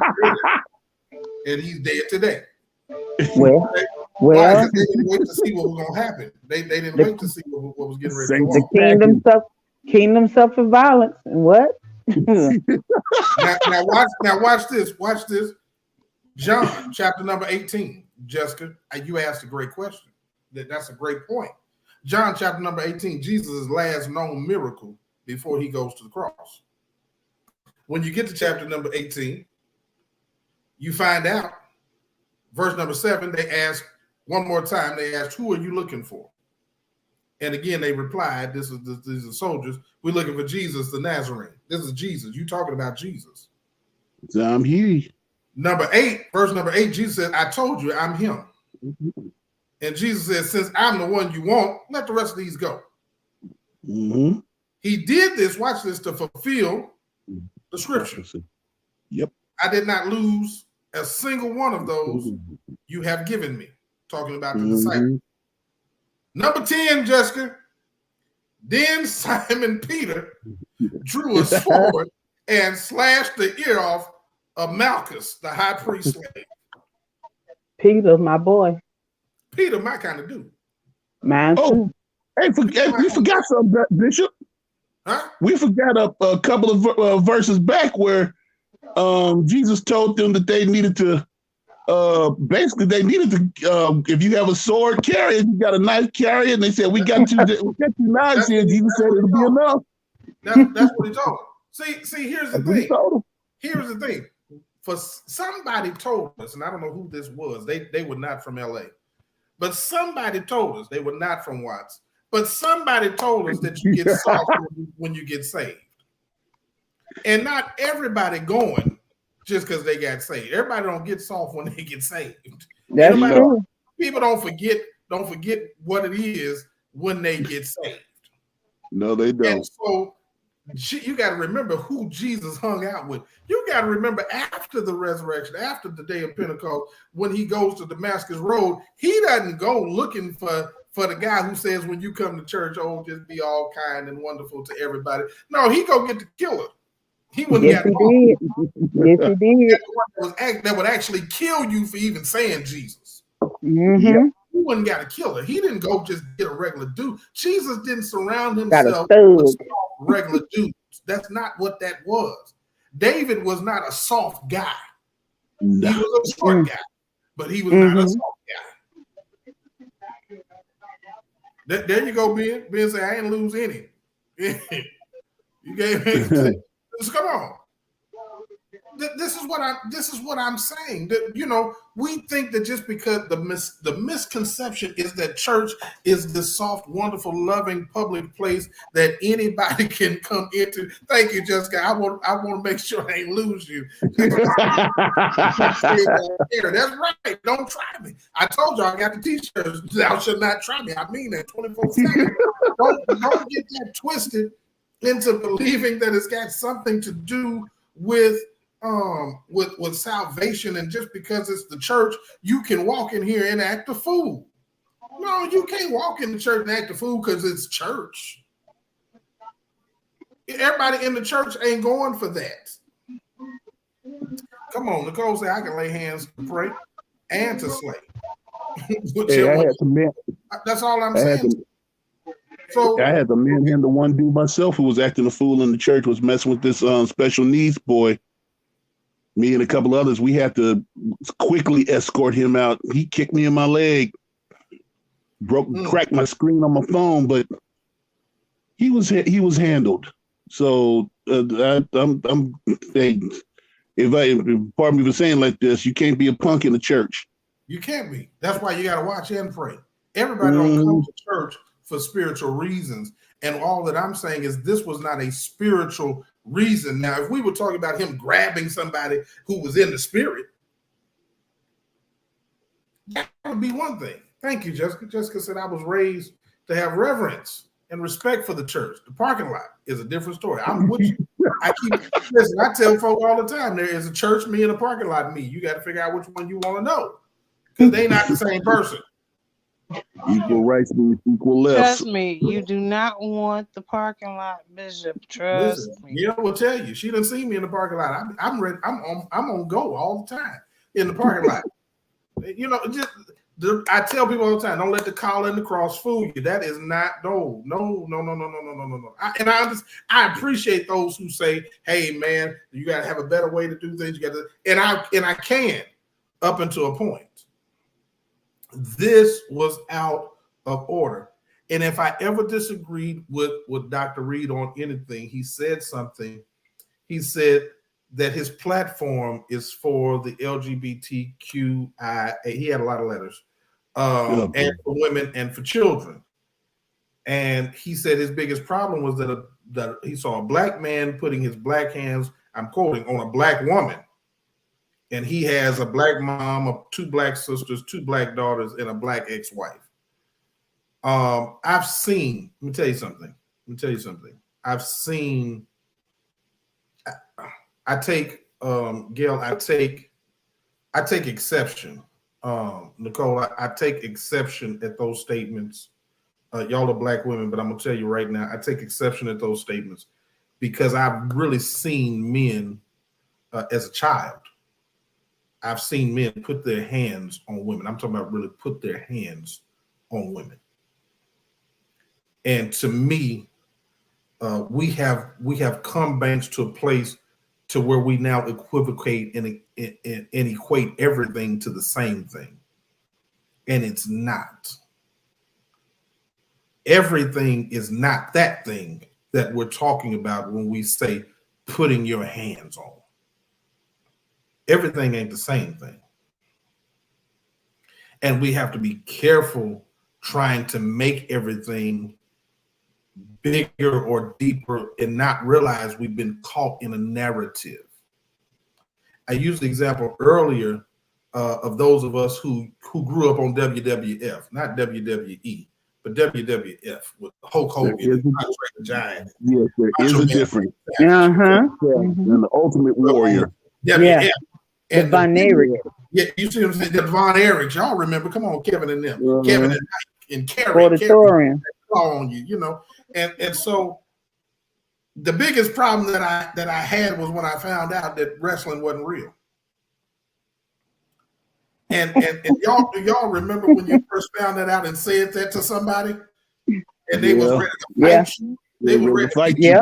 You ain't gonna tell me. You saw the blood. You saw the blood. We didn't know nothing about blood packs, and we didn't know anything about breakaway chairs and all. We didn't know nothing, right? But we weren't gonna let you tell us that it wasn't real. Unfortunately, sometimes the narrative ain't real. It's manufactured. And it's manufactured for a purpose that if you don't look deeper than that, you will not recognize that what you're seeing is not necessarily what you're seeing. Jessica said, I've had hands put on me by a black man. So it can be triggering just to see this. That's what I'm talking about, Jessica. And that's a truth. That is a truth. And I would never diminish that. But I cannot stand, that's why I'm talking about this WWF. I cannot stand for people to take your truth and spin a narrative that now triggers you to see this situation in any other way than two people who got up that day and decided we're going to get a story because that's what they said. And it doesn't matter that that's what they said. Gail gonna still keep talking about the preacher. Go right ahead, Gail, because I know what you can do. Go ahead. Those of you that are watching this show of the Heat Show, those of you that are in Brooklyn, those of you that are near this man's church, leave the man alone. Absolutely. Leave him alone. I'm tired of this man being displayed on the internet as he has been displayed.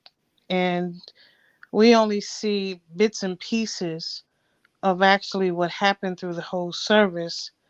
This man is a human being. He knows everyone is looking at him. Let him have some peace in his life. Leave him alone. But here's the thing though, Gail. You don't have to see bits and pieces because peep this, watch this, y'all. His whole service is online. You can go and see how That's far it true. is in the service. I mean, Hmm. it is what it is. I do not like spin. That's why I titled this show Unspin Zone. That's Well, why. the camera that he had didn't show us all that was going on in the back. Oh yes. Oh yeah, it did. Yeah, it did. You didn't look at all. You didn't look at all. You didn't look at all his video. He has released the rest of the video, and you will see Oh, okay. exactly. You will see when she gets out of her chair. You will see when he says, "Do you want to preach?" You will see her walk up to him. You will see him say something. He says, "Come on, clap your hands," or whatever the case may be. Oh, I see y'all want to take pictures. Y'all want a video, and then you'll see her walk back towards her seat. Then you'll see her turn around and walk past him towards his wife, and you'll see him grab her, and then you'll see him push her all the way out the door into the hallway, and you'll see the police get her. I That's saw what. it. I This, saw but it. this Sangria. thing, only thing I'm saying, this man that has been called by the Lord has a short fuse. Now we can talk about him. That's the problem right there. That's the problem right there. Reed said something that I did agree with. I told y'all he said something I agreed with. He said that unfortunately, for whatever reason, his automatic go-to is anger. And when he gets angry, he does not seem to comprehend or hear anything else. No fruit of the spirit. Yeah, he doesn't. Yeah, he lacks several of the fruit of the spirit, and that's not a judgment call on him. That's an observation that he needs to work. I would trade it. It is. I won't say it is a mockery, but I'd certainly say that it is a bad image of black clergy. He is what movies make fun of in stereotype black preachers to be. The Real. big fancy Yeah. cars and the weird clothes and all the gold and the jewelry. He is what y'all remember in Living Color. Mm-hmm. He's the Yeah. stereotypical picture on In Living Color. Can I say something, Bishop? Absolutely, you can. Also, that new mess, Hunk for Jesus. Had I Yeah. paid to watch that mess, I would have wanted my money back. It's him. Yeah, Mm-hmm. yeah, yeah.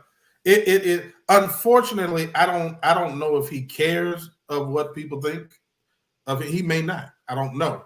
But I've gone and looked, and of course, y'all know I'm connected to New York, so I've made calls. There are a lot of positive things that people in the city say about him.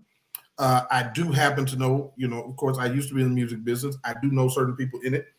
And apparently, according to them, very reputable people, Noriega, a rapper, happens to be one of them, says that he bought his first Bentley probably about 20 years ago, his first Rolls Royce, from one of his partners who's a dealer there in New York. So this guy he's had money a long time. He was a hustler, then he was a preacher, then he went to jail, and then he got out, and this is what he's doing. But Jessica says that's institutionalized behavior. Absolutely. My husband spent time in prison, had to snap out of it. It's a street mentality to get them. Absolutely, absolutely. If you've never been in jail a long period of time, or you've never been in prison for any period of time, you will never understand the mentality of a person who has been through those processes. Never. You'll never understand it. And the response, what would be a normal response to a person who's never been institutionalized, never been in, because institutionalized is different than being in an institution. When you become part of the system and you start talking and you take on the language and you take on the dialect and the rules of that game, then you operate under a different set of rules. And so That's a trigger for him. And so it immediately causes his response to be like Peter. Fight first. But then I don't want to leave you there with Jesus saying that to Peter in verse number 10, because Jesus then says to him in verse number 11, live by the sword, you'll die by the sword. And that's the part that he's missing. The very thing that you're living by is the thing that can kill you, because everybody ain't going. Everybody ain't going. Everybody, you know, all that, I think it was Sister Nicole said earlier, somebody going to take you up on your offer. You keep campaigning, you going to get elected. Now, you know D.L. Hughley, he ain't going to waste his money to get in the ring with you. And you know, Jives and Reed, they not doing that with you. But you're going to say it to the wrong person. And then you're going to have to, you're going to have to see about them. Yeah, can I say something, Bishop? Absolutely. Absolutely. I was in a rollover crash back in 2015. So it manifested the post-traumatic stress and the anxiety. So and I had got better. I was doing real good. But when this dude hit me a couple of weeks ago, I jumped out the car and started screaming at him. Then you see me, because it scared me, because we're in the parking garage, the sound and everything. And when he went, oh, it was nothing. I was like, what do you mean? And my stupid self stepped in front of the car. He was trying to drive off. And when I looked back, I was like, girl, you could have got ran, slapped over, and dead. Absolutely. You know, Absolutely. so I get the trigger, I get the sounds and everything, the reflexes, but I'm not ashamed to say you got to take some medication sometime. You got to pray. Why taking medication? He may need that. He may need to be on some type of anxiety situation, or he may think he's just fine. I don't know, you know, because dealing with anger is, you know, I've dealt with anger. And so it's a thing that listen, today I would not respond as I would have responded to you less than 10 years ago. You know, I just, you know, I've been at, you know, a few years ago, Gail is on this last year, tell you, I'd have been at convocations and I'd have had friends, man, hey, let me get that bag up out your hand, because, you know, it's gonna pop off like right in the, you know, I've been, you know, I tell you, I'm saying for real. I ain't always, you know, I've been in church all my life, but I haven't been that guy that really, you know, was very, my kids will tell you I'm a different person. And this dad that y'all see is not the dad we grew up with, because that dad was, you know, that guy didn't have a whole lot of patience, and he didn't do all of that with people. All that yik-yakking back and forth and all that. That was not. He didn't let stuff go. And so now I'm a different person in a different place, and perhaps he is not there yet. And that's something he has to work on about himself. Absolutely. Jessica said it right there. It's about growth. And you got to acknowledge the problem. You got to seek help. That's what I did probably 15 years ago. Saved and delivered. That's right. That's a twofold thing. I told you I got t-shirts that say I'm 100% saved, but I'm only 10% delivered. So you can't check me like that. The reality of it is there are processes, but Jessica hit on it. To grow, you must acknowledge and say, okay, maybe this is something I need to work on. Maybe this is because he just has random outbursts. And it doesn't matter what platform he's on. If he feels like he's challenged, he feels the need to come back. And I would say to him, if I knew him, I do not know him at all. I don't know anybody that does know him. But that's something that he needs to really figure out how to I don't know if that's anger management. I don't know what that is, but he's got to figure out a better way to handle the pressure that when he feels like somebody's pressing him. This ain't prison. This ain't Rikers Island. This ain't upstate New York. This is the real world. And just because people are pressing you, you can't always challenge them to a fight. That cannot be your answer. Meet me in the ring. whether you meet me in the ring or you meet me in the corner, you're still saying, let's fight. That's not, come on. You're somebody's pastor. You're somebody's father. You're you're supposed to be somebody's bishop. Come on, man. That is not the way that you handle that. He does have well, I don't know if Caldwell is still his covering. I'm not sure. But that's who consecrated him, QS Caldwell. Oh, I was going to say Andrew Caldwell. No, QS Caldwell out of New York, I believe, is his covering. Yeah, absolutely. He's throwing temper tantrums, and you never address the real issues. Now, in that situation, I can understand the frustration. Again, I'm like Banks. I probably would. He probably waited longer than I would have. They would have been out of there. Now, whether I had to grab them or not, Lord, we would hope that I wouldn't have to. Yeah, the little short one. Yep, QS Caldwell. That is who consecrated him. That is his covering. He's about 4'2". Yeah, you do. Yeah, everything, and really, you have to have those kind of conversations with our brothers who have been away for a while. You know what I'm saying? You know, 1 or 2 years, yeah, but still you can be affected in a couple of years. You can be affected in 6, 7, 8 months, to be quite honest with you. But you know, it's a different. People don't understand. It's a different society inside the walls than it is on the outside. They call one the free world and then their world. So it's a different politics, different. You always on your head is always on the swivel. You always ready for any kind of action. The slight things that would be normal to us would be disrespectful in prison. Normal to us, burping could be taken as a disrespect and get your head knocked off.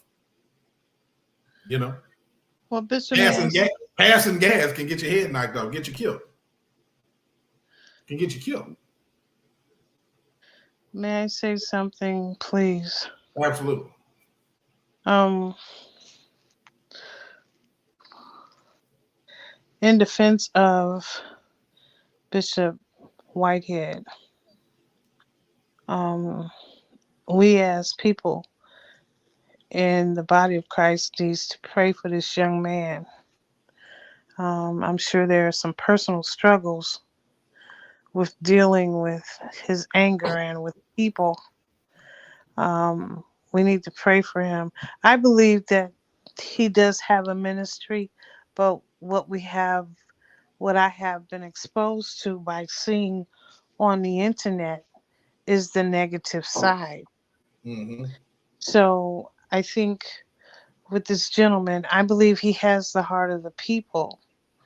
Um, but I think because the internet has showed us a lot of the negative side of him, I'm sure there is some greatness in him, but it would be, I don't know who's advising him, but it would be a good idea for him to have some brethren that would undergird him and that he seeks some professional counseling outside of his friends, and he can probably be a better leader.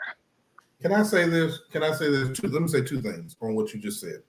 First of all, he might want to call somebody. Now, you ain't got to call me, but you need to call a real crisis manager that can help you to navigate. Because you're a media personality. You stick your foot in your mouth every time you open it up. So my first advice would be, sir, stop doing that. Now he can't stop doing social media because that's really where his support is. And Jessica is absolutely right. That's what I was just going to say, Jessica. It's not the internet. It is not the internet. That is not his problem. His problem is not the internet showing something. He's always doing something. He just has to. Now, overseers say foolishness is happening in the church. Absolutely. But he just has to listen. All of that, some things. Now, you drive a Bentley. That's what you drive. But all of the extra, you ain't gotta act like you broke because you're not broke. Nobody says that about, well, some people say that about Bernard Jordan. Some people say that about TD Jakes. Well, where are you supposed to live? What you supposed to drive? but it's how you carry yourself. Nicole hit it. No modesty. It's him. It's you. So the internet can only show what you put yourself in. We're talking about this because he lost his cool for a very good reason. I really believe he was pushing her away from his wife. I really believe that. Um, no, and you're right, Jessica. Their churches don't look like that. I had this conversation earlier. I know way too many preachers who have wonderful cars and small churches and live in big houses. All of that go together. But again, I'm not checking nobody else's pockets because I don't know what level of success you have in other areas. Okay. Clearly, this woman was one of his real estate students who paid him how much ever money she paid him to be wanting to have him mentor her. So he clearly has people that that pay him. He's clearly got money. In addition to that, he does have a lot of celebrity rap in the rap area that are members of his. They don't go to his church, but he is their pastor according to them.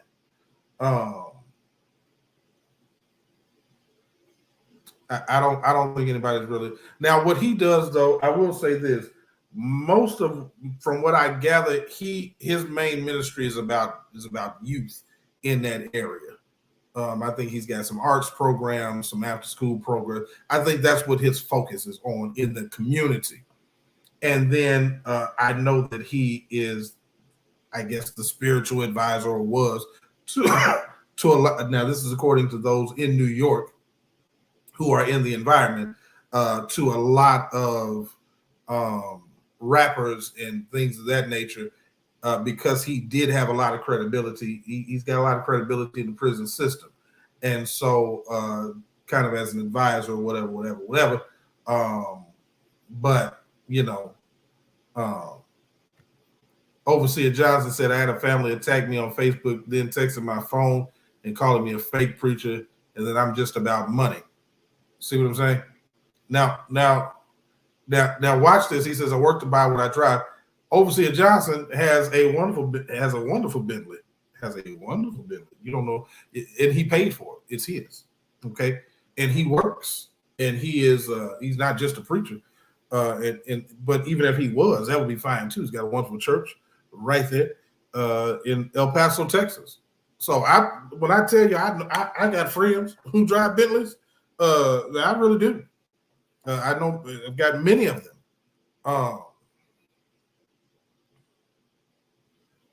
But yeah, I mean that's a concern. So some people that's a concern. The pastor drives Bentley, everybody else riding the bus. But again, we don't know how the pastor does what he does. Sometimes, I grew up with a bunch of pastors who, they had rental properties and they had investment properties, and then they owned a business over here, whatever. People do different things, So some pastors work 9 to 5. But I'm with Jessica here. Most of them that I know that I call friend pour back into they give more to their church than their church does to them. Ever. They give more to the church, more to the community than they receive from the church. So what they have is not from the church, because they give more to the church than the church gives to them. And I agree with that. Now, if you Bishop Jakes, and you got tens of thousands of members, I mean, you're running a corporation. That's a different dynamics. And this is true. Overseer Johnson picks up his members in the Bentley. It's just a car to him. It literally is just a car to him. And so that's why I say I know a whole lot of pastors. I know pastors. Watch this. Watch this, Jessica. I know pastors who have storefront churches, 10 members, and their churches generate about $500,000 a year in revenue because of the ministry that the church does. They have feeding programs, they got food programs, they got tutoring programs, they got all of this ministry that happens in their church. They're partnered up with communities and states and cities and the federal government to provide all of these, and their church does mega ministry, even though they have minor people. Watch what I said. Some churches do mega a ministry with minor people.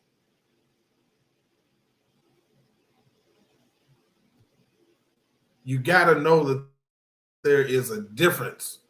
Oh, I've known many. I know many jurisdictional bishops that boy, their jurisdiction ain't doing that. They give more money to the jurisdiction than the jurisdiction gives to them. Okay, people think that the pastor should live humbly while they go, but buy cars and houses for their family. Not so. The church's responsibility of the members, not just the pastor. Absolutely. Yeah, you can't. And I agree with overseer. You cannot lump all pastors in. Every successful pastor you see is not robbing the church. And every church that you see is not mad that they pastors living well. You got some churches want their pastor to move out to a gated community that they can't come to. They got a whole executive team that goes out and finds the house. You know what I'm saying?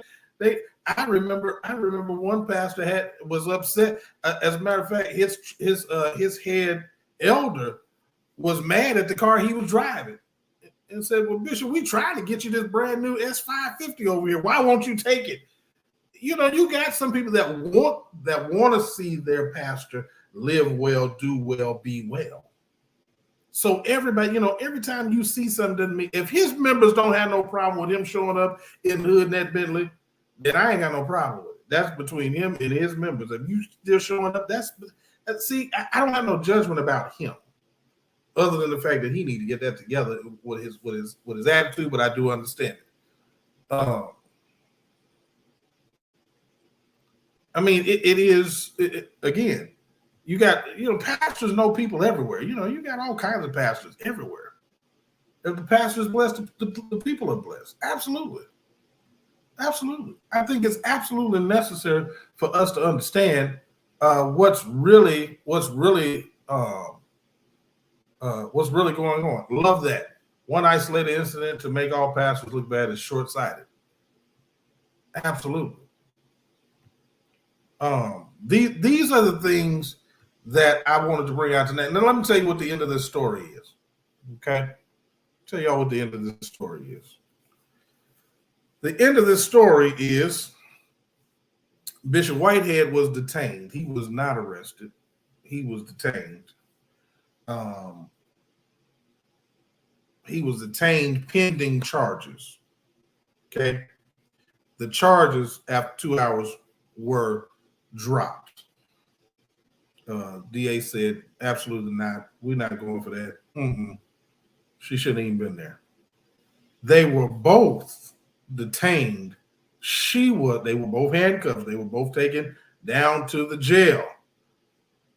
But she was taken to booking and he was sent home. Let me say it one more time. She was taken to booking and charged. Oh, wow. With 2 charges.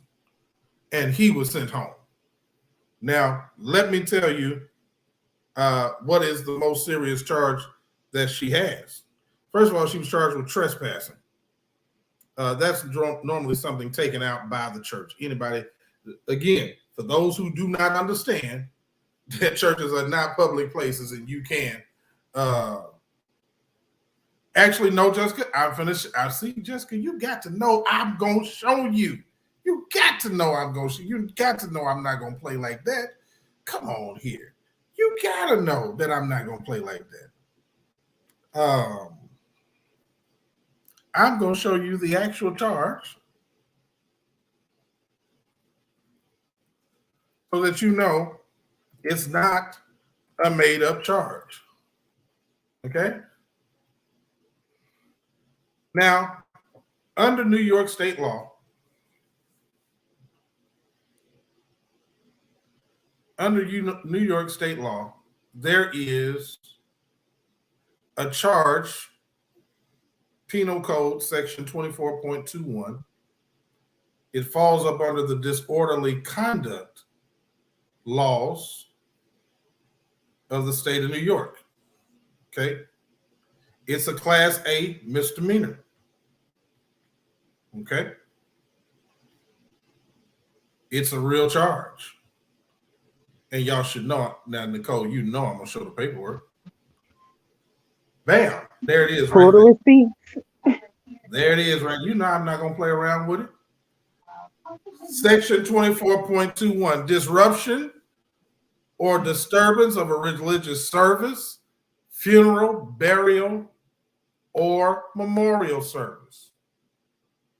A person is guilty of disruption or disturbance of a religious service, a funeral, a burial, or a memorial service when he or she makes unreasonable noise or disturbance while at a lawfully assembled religious service, a funeral, a burial service, or a memorial service, or does it within 300 feet of a lawfully assembled religious service, a funeral, a burial, or a memorial service, with the intent to cause annoyance or alarm or recklessly creating a risk of causing an annoyance, an alarm.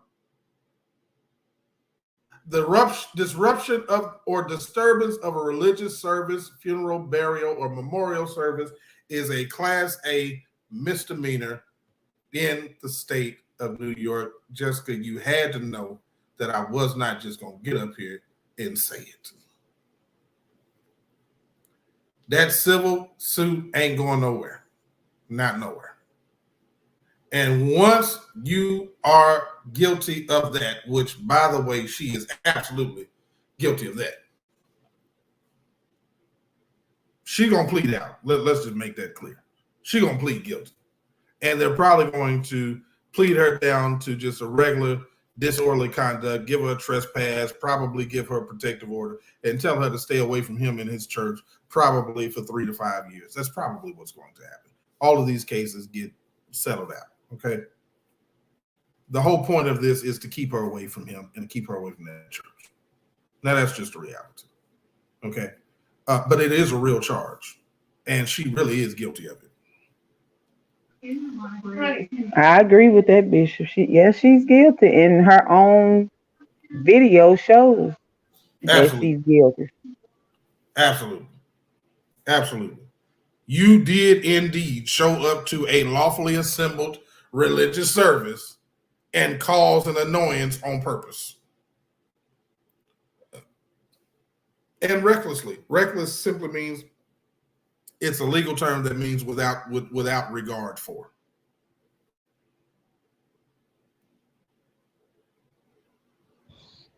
That's all that means. When somebody does something reckless, it just means that a person deliberately did something without regard for anything that would happen afterwards. So you got up, interrupted a service without any regard for the people who were there or whatever the consequence would be. For instance, without regard as to whether a fight would break out, without regard as to whether or not his wife would put that baby down, put them hands at you. Without regard, you went there prepared to annoy these people and without regard to the consequences of what would happen once you did what you were going there to do. Period. Come on, Ben say she did not go there. She did not go to jail to get charged for the gospel's sake. She did not. She is not Paul. She did not go there. She did not go. I don't care what she told Dr. Reed. She did not go there. She did not go to jail for the sake of the gospel. Now I know she said she did, but she didn't. Okay, you got charged because you walked in the church. Everybody needs to know this. Yeah, they trying to listen, man. And I'm not into it. We will probably never discuss him again unless it has some kind of effect on the church. We didn't do this show tonight to talk about him. Well, I didn't. And I assume that Gail didn't either. Well, maybe she did because she don't like the man. No, don't say I don't like him. That's not true. Okay, that's not the truth. He's not one of your favorite people. Can we say it like that? I think his behavior in the title that he wears is unacceptable. That's what I think. I agree. And just saying that, we'd like to thank you for stopping by the Heat Show. We appreciate you all coming by to be a part of the discussion tonight. Please like and share. This is one of our special pop up shows, and we are grateful that you're taking the time to view the Heat Show. Back to you, Bishop. Let me just say this. Lastly, and I'm gonna ask Banks to come in and Nicole to give a final thought. But let me say this: the purpose of this tonight. Yeah, I wanted to dissect it. I told y'all. For me, it's always about truth. What's really happening versus what we're being told is happening. I don't like spin. I don't like the perception of a storyline. I've never liked bullies. I don't like jumping on people when they're down, especially if I know that that there is a truth out there. Um, this particular pastor, yeah, he makes a lot of mistakes that just don't look good. Um, he makes a lot of mistakes that don't look good. But just because you don't like a person or you don't like how they move, you don't like how they shake, it seems in our Black community, when we see somebody down, if we don't like them, we're like a pack of wolves. We just all jump in on it. And nobody ever stops to say, wait a minute, why are we jumping this dude? Like, why is this guy getting jumped? I didn't like that in school. I see somebody get jumped. I didn't even have to know why he was getting jumped. I'm gonna jump in on his side. Just because I don't like the concept of jumping. There was a fight between two people, not everybody. And those two people knew each other. This man and Dr. Reed, they know each other. They had a history there. I think he took out of context. I think Larry, Dr. Reed thought he was joking about something that did not seem all that serious to him. This man, believing that they had a different kind of relationship, took it a certain kind of way, and therein the fight begins. And as a result, everything that we've learned subsequently, it is what it is. But I think we go a step too far when we bring the church into play when we playing games. I don't think Dr. Reed, I don't think Jives had anything to do with this at all. Zero. But that's just not their personality to me that I know of. But I will say, when someone tells me that they went in and purposely did something, I'm not giving that air. I'm not giving that light because I would never, the image of the church and the image of God is too important. And we have to be careful of what we express and enhance just for the sake of being a part of a particular conversation. My position tonight will probably not be popular with a lot of people. That's fine. I don't have a problem with these young ladies. I have a problem with what they say they did. That's why I use their video, because I didn't need anything else. When you tell me that you went somewhere for a particular purpose and that purpose is fulfilled, then there's nothing else for me to talk about. So for me, this is a conversation about the church and the state of the church. And the state of the church when we have now for years. Watch this, Banks. Watch this, Gail. We got mad at the preacher who put the transsexual out the church and embarrassed the transsexual. But then on this very platform, we brought out the truth that this person had been told this, had all the counseling, had did all the talking to, and still showed up yet again. But we were upset that happened. They need to travel to Kansas. You think we can get them, Jalen? Jalen got a good idea, y'all. Y'all think we can send them over to Kansas? Send them over to the chairman's church. See what happens. Just see what happens. Jalen crazy. Jalen crazy.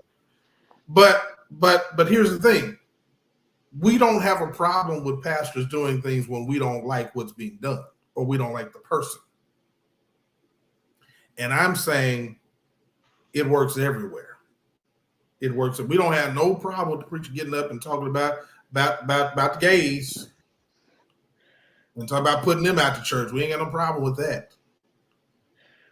But the minute it's a narrative that makes you feel some kind of way, then we can't see that anymore. And so what I'm saying, what I'm hoping is that we get back what Jessica and Danny Marie were talking about, the reverence for the church.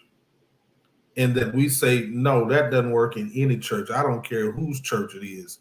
Don't be walking up in churches with this kind of foolishness. I don't care who's it. The minute you stood up, don't tell me that the Spirit told you to pop up at somebody's church. You watching online, you watching the whole live, you know where he at in service, and you pop up to do that. No, the Spirit didn't lead you to do that, man. I'm sorry. It was a spirit, but it was not of God. It was a spirit, but it wasn't the Spirit. Yeah, I said a spirit. But I'm thinking, they were, I'll say they because it was two people in this. They should have never came into the service to provoke the leader. No, and that's all. That's what I want the church. We are church people over here at the Heat Show, and I want the church to get to the point to where they say, no, that's not acceptable in any church. I don't care what you think about this man. There were members that see this man as their mouthpiece from God. This is a church. I don't care what you think about him, his lifestyle, his wife. I don't care nothing about that. These people walked into this could have been your church. They could have not liked your pastor. They could have not liked your bishop. They could have not liked whoever it is that you want to put, whoever you think the most reverend preacher you can think of. Would you think that was acceptable? We can never support this. We have to stop making victimizers victims just because of the way that they look. We can't make them victims because they were women.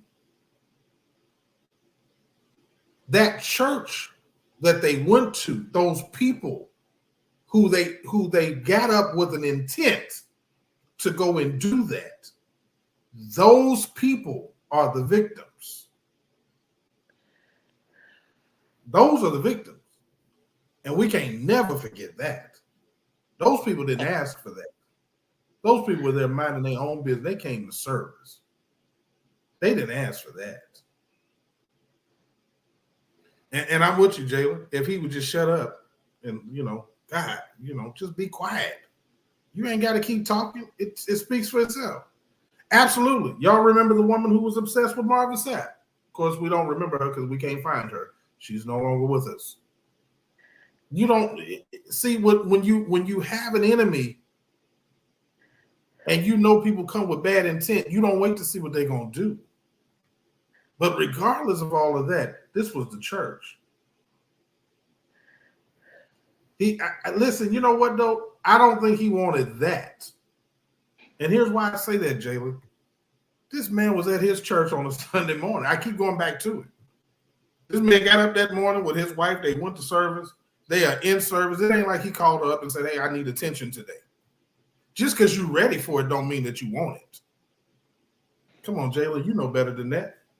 You know better than that. Come on, LA, you know better than that. Just because you're ready for it don't mean you want it. It just means you're ready for it. Now, is he using this to his advantage? Yep. Yeah, he's using it. And I get what Jalen is saying.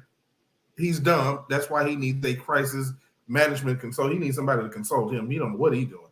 But he's doing that because here's why. You got to remember, the media outlets have now picked up the story and put it out.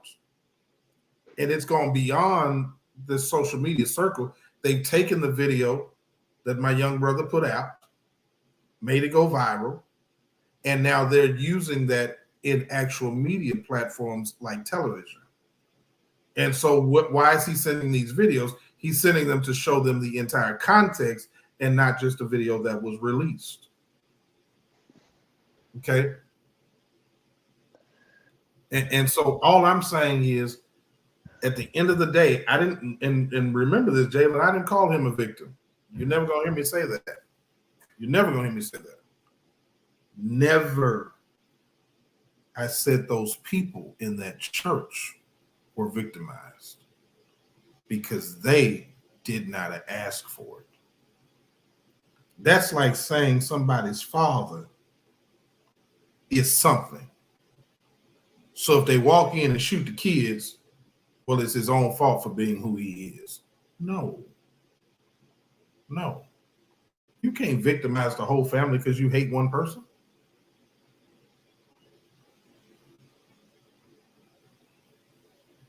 Well, but you know what? And he probably that may happen.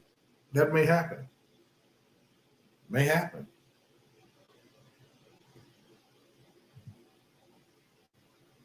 He may have a Sunday school class. I don't know what he got.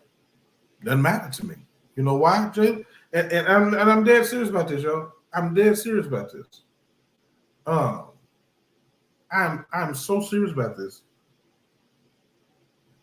I know pastors who we call real pastors who ain't got but 3 members right here in the Church God of Christ.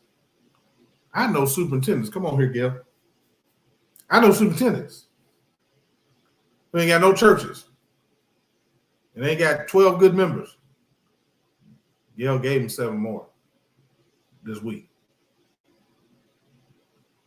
But yet and still, they superintendents in this church. I know jurisdictional bishops in this church who don't look at 50 people on Sunday. In this church. Don't matter if he rented by the hour. I don't care. See, I don't get caught up in all the other stuff. I don't care if the man rent his whole lifestyle. I don't care if it's Bentley rented. I don't care if his house is rented. Come on, Jalen said he know presiding bishops ain't looking at 50 people. Yeah, we know at least one. To me, it don't matter. To me, and Jessica, again, you're right. But I don't know what else you can do. If you hire the police and put them at the door, I don't know what else you can do. If a person is willing to walk past the police with the intent to do something stupid, what you gonna do? What can we do?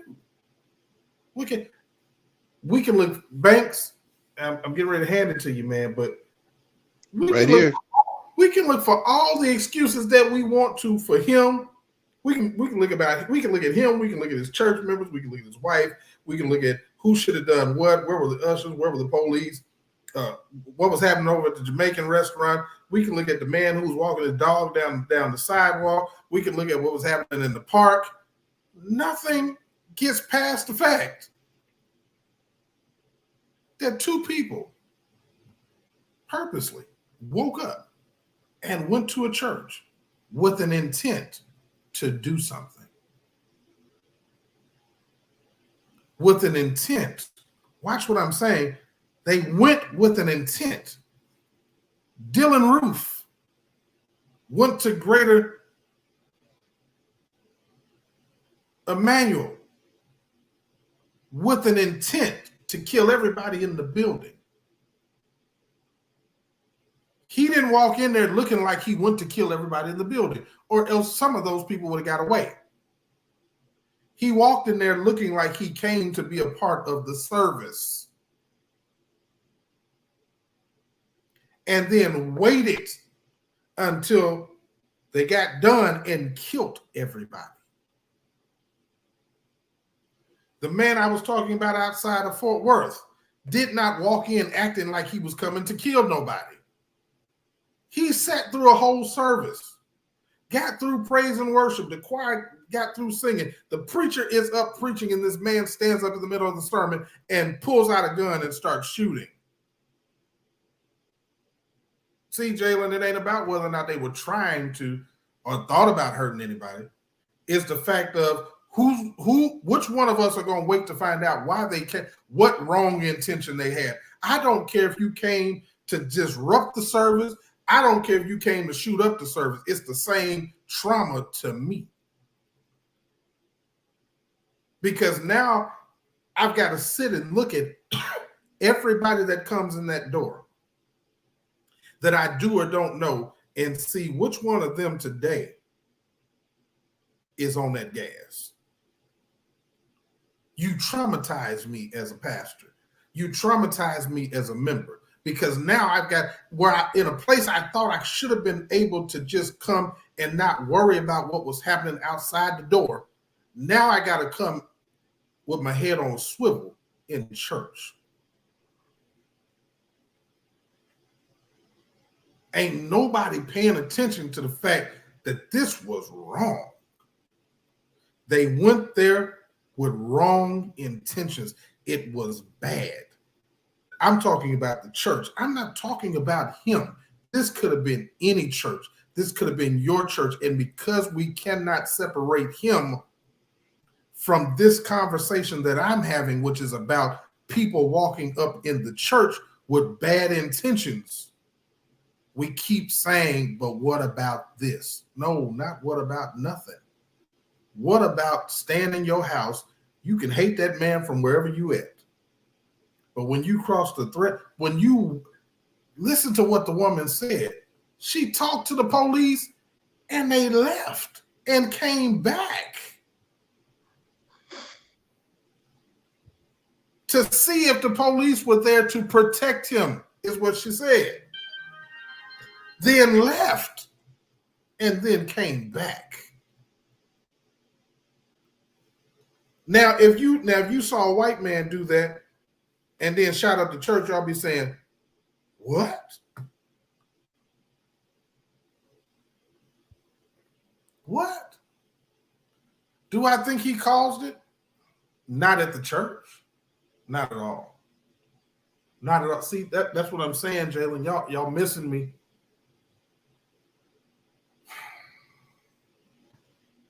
If they had caught him in the street and did it, this would not be a conversation on this platform at all. If they caught him on the street and did it, no conversation. No conversation for me. Because that's between him and them. They walk up on him and start calling him a liar and calling him this and that and the other, and speaking in tongues and rebuking him and all that kind of foolishness. Say, whatever. I ain't got no problem. Hey, whatever. You brought that on. That's you. The way you move may have caused that. Okay. But this, when you take it into the church service, I got a problem with that. I have a problem when you bring it into the church. I don't care what you think about him. Don't take it to those people who have done nothing to you except for follow this man. That's a problem for me.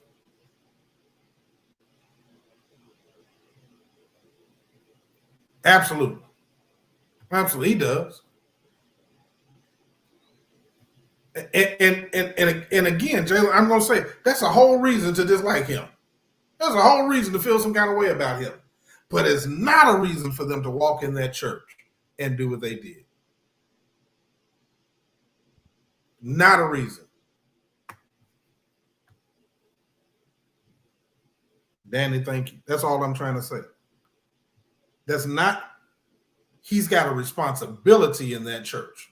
Not a reason. I don't care what you feel. If Jives catch him on the sidewalk, put hands on him, I'm going to be right there saying, man, get him, Jives. I ain't got no problem with that. But the church, you got to leave the church alone. The church ain't the place for that. That ain't the place for that. No, that's not. The church is not the place for that. In no other circumstance would we be saying that what did the pastor of Mother Emanuel do to cause 9 people to get killed besides be black and be preaching? What did Creflo Dollar do besides get up on TV and preach a prosperity gospel, do to cause a man to come in this church, cause a disturbance to get killed? Nothing. T.D. Jakes, it's happened in his church. Clarence McClendon, it's happened to him. We watched that on Preachers of L.A. to come to find out that man had came there to kill him. To kill him, walk right up on him. But because he didn't know the man's intent, he didn't know until the man got too close. But because security moved fast enough, he's still here. You don't wait. You can't wait in 2022 to see what people gonna do. This is the wrong season to be walking up on people in the church or restaurant or anywhere else. This is just the wrong time. It's just the wrong time. Overseers to stop acting a fool in a church. It's a safe place for some. Something, man, I done been through my whole week dealing with devils, and you mean to tell me I got to come to church and then live on a swivel? No, that's not even supposed to be right. That's not even supposed to be right.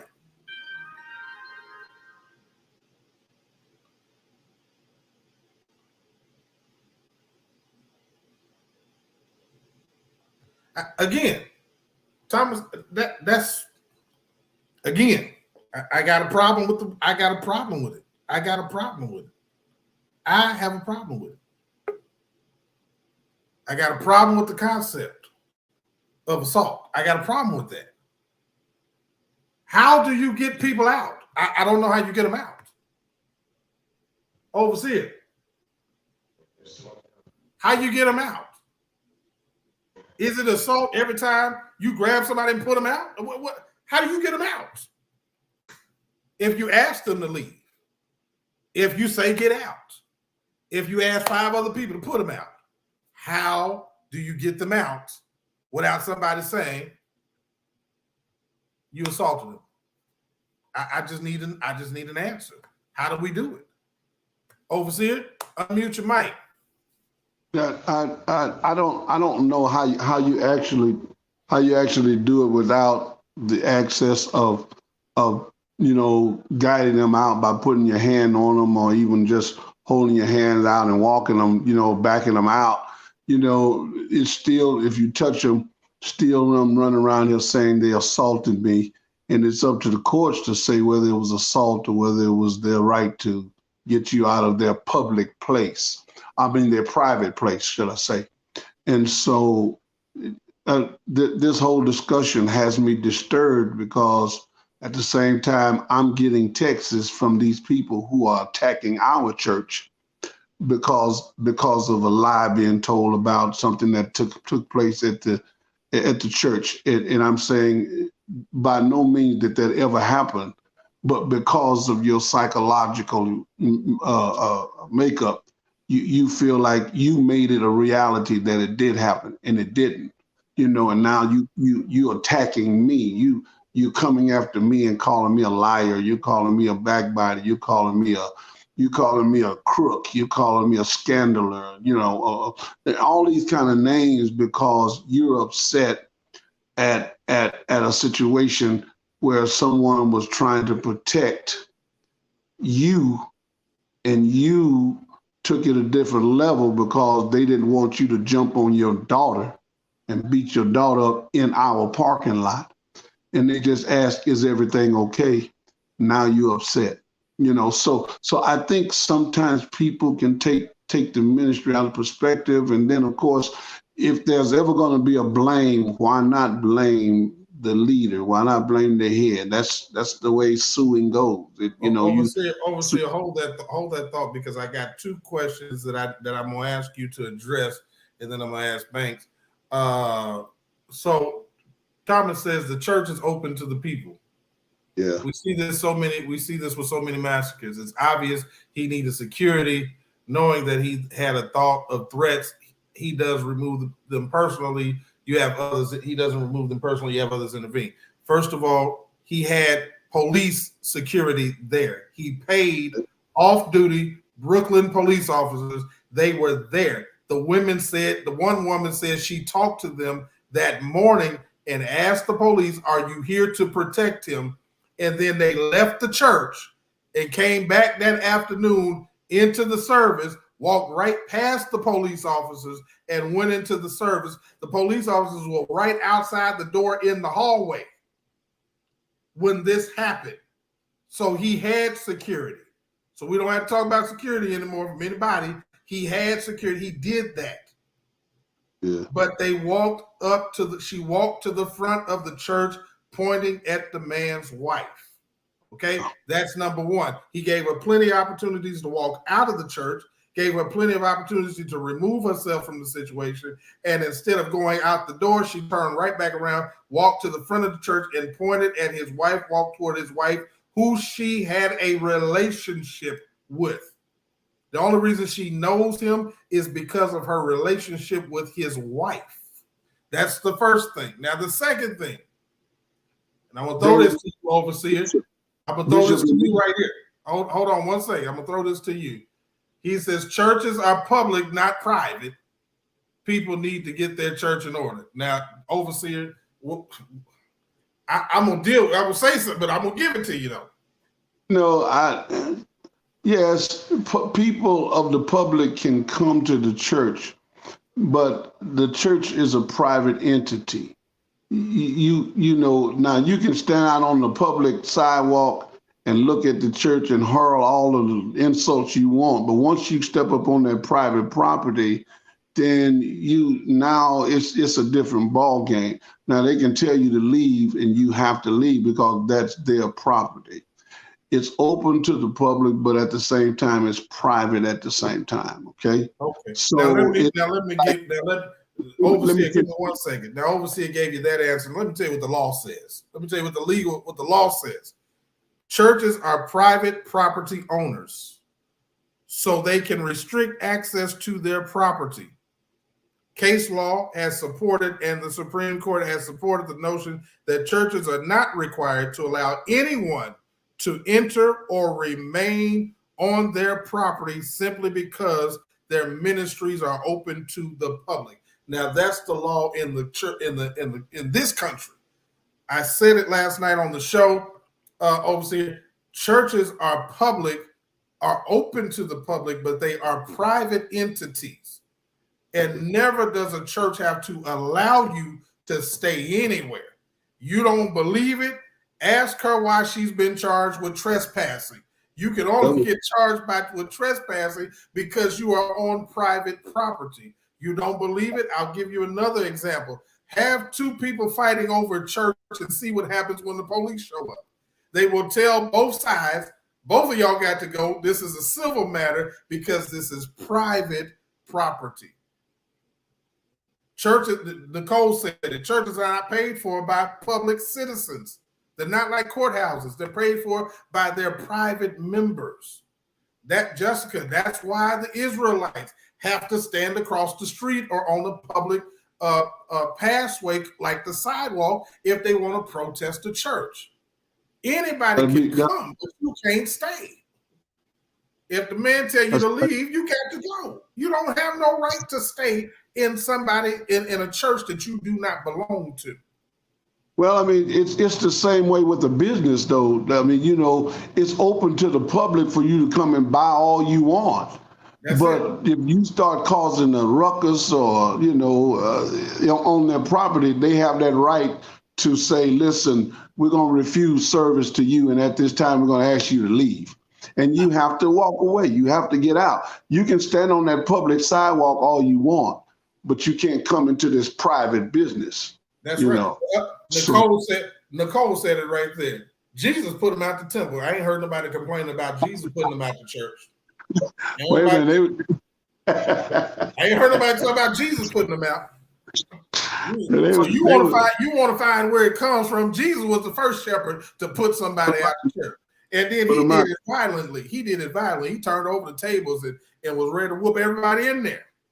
And look here. I believe Jesus did whoop some of them. He probably put hands on a couple of them. A couple of them didn't go just easy. Who he to tell us what we got to do? He probably, he probably had to help a couple of them. He probably had to grab somebody by the back of the neck too and throw them out. I'm telling you, Jesus wasn't in there playing with them people. And then Jessica said it right there: the right to refuse service. That's Go to right. Wendy's if you want to. I said it earlier. Go to Wendy's if you want to and act a fool. See what happened to you. Go on over there and see what happened. It was a video. Woman went viral just about 2 weeks ago in there talking crazy about her French fries, and the police came, put her in handcuffs and take her to jail. They said, "Ma'am, you in here disturbing the peace and trespass. You got to go."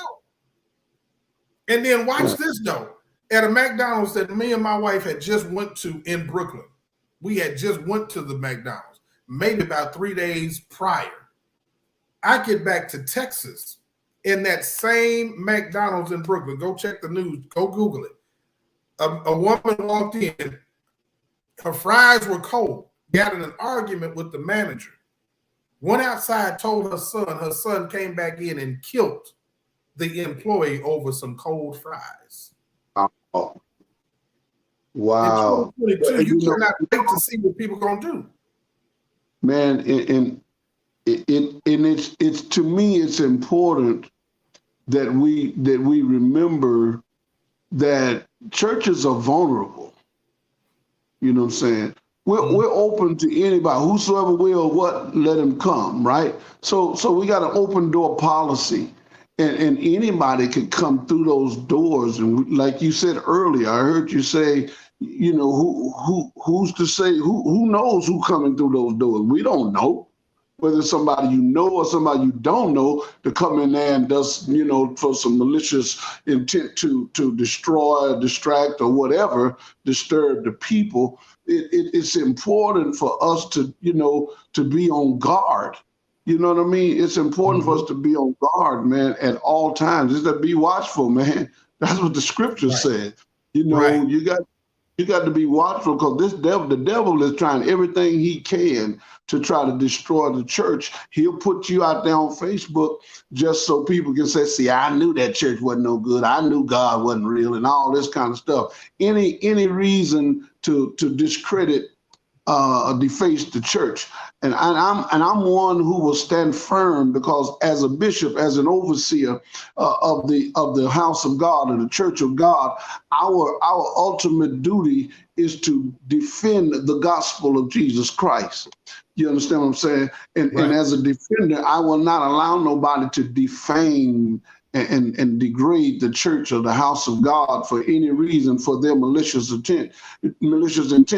But I'm gonna stand strong and I'm gonna stand firm, whether I be liked, I'll be disliked. You know what I'm saying? And you're not gonna come in the house of God and disrupt stuff. And listen here, watch this, Doc. People have come into the church, and I'm shutting up. There was a young lady who come to the church and came in, and her only intent when we did the altar call was to come down and ridicule me. Wow. Only that was the only intent. And I said, and everybody was I said, don't I said, because here's the thing. I'm kind of disappointed too. I'm disappointed, because that's what she was saying. She was disappointed. I said, I'm disappointed too that you would take such a sacred time to come in and try to do something like that. But the bishop, I'm telling you, man, this is a serious matter. It's a serious matter, because it could have just been something outside of just a cell phone and a disruption. It could be another massacre. That's right. You understand what I'm saying? And it's not to be just overlooked or to swept across or to taken lightly. Let's stop thinking about who it was, as you said earlier, and talk about what happened. Because who it was can turn into what happened. That's right. We've got to deal with what's happening. Why do we keep having this stuff happening in our churches? And listen, I cry every time I see or hear about stuff like this happening in the house of God. People have lost respect for the church, and we cannot uphold it as people of God. Wow.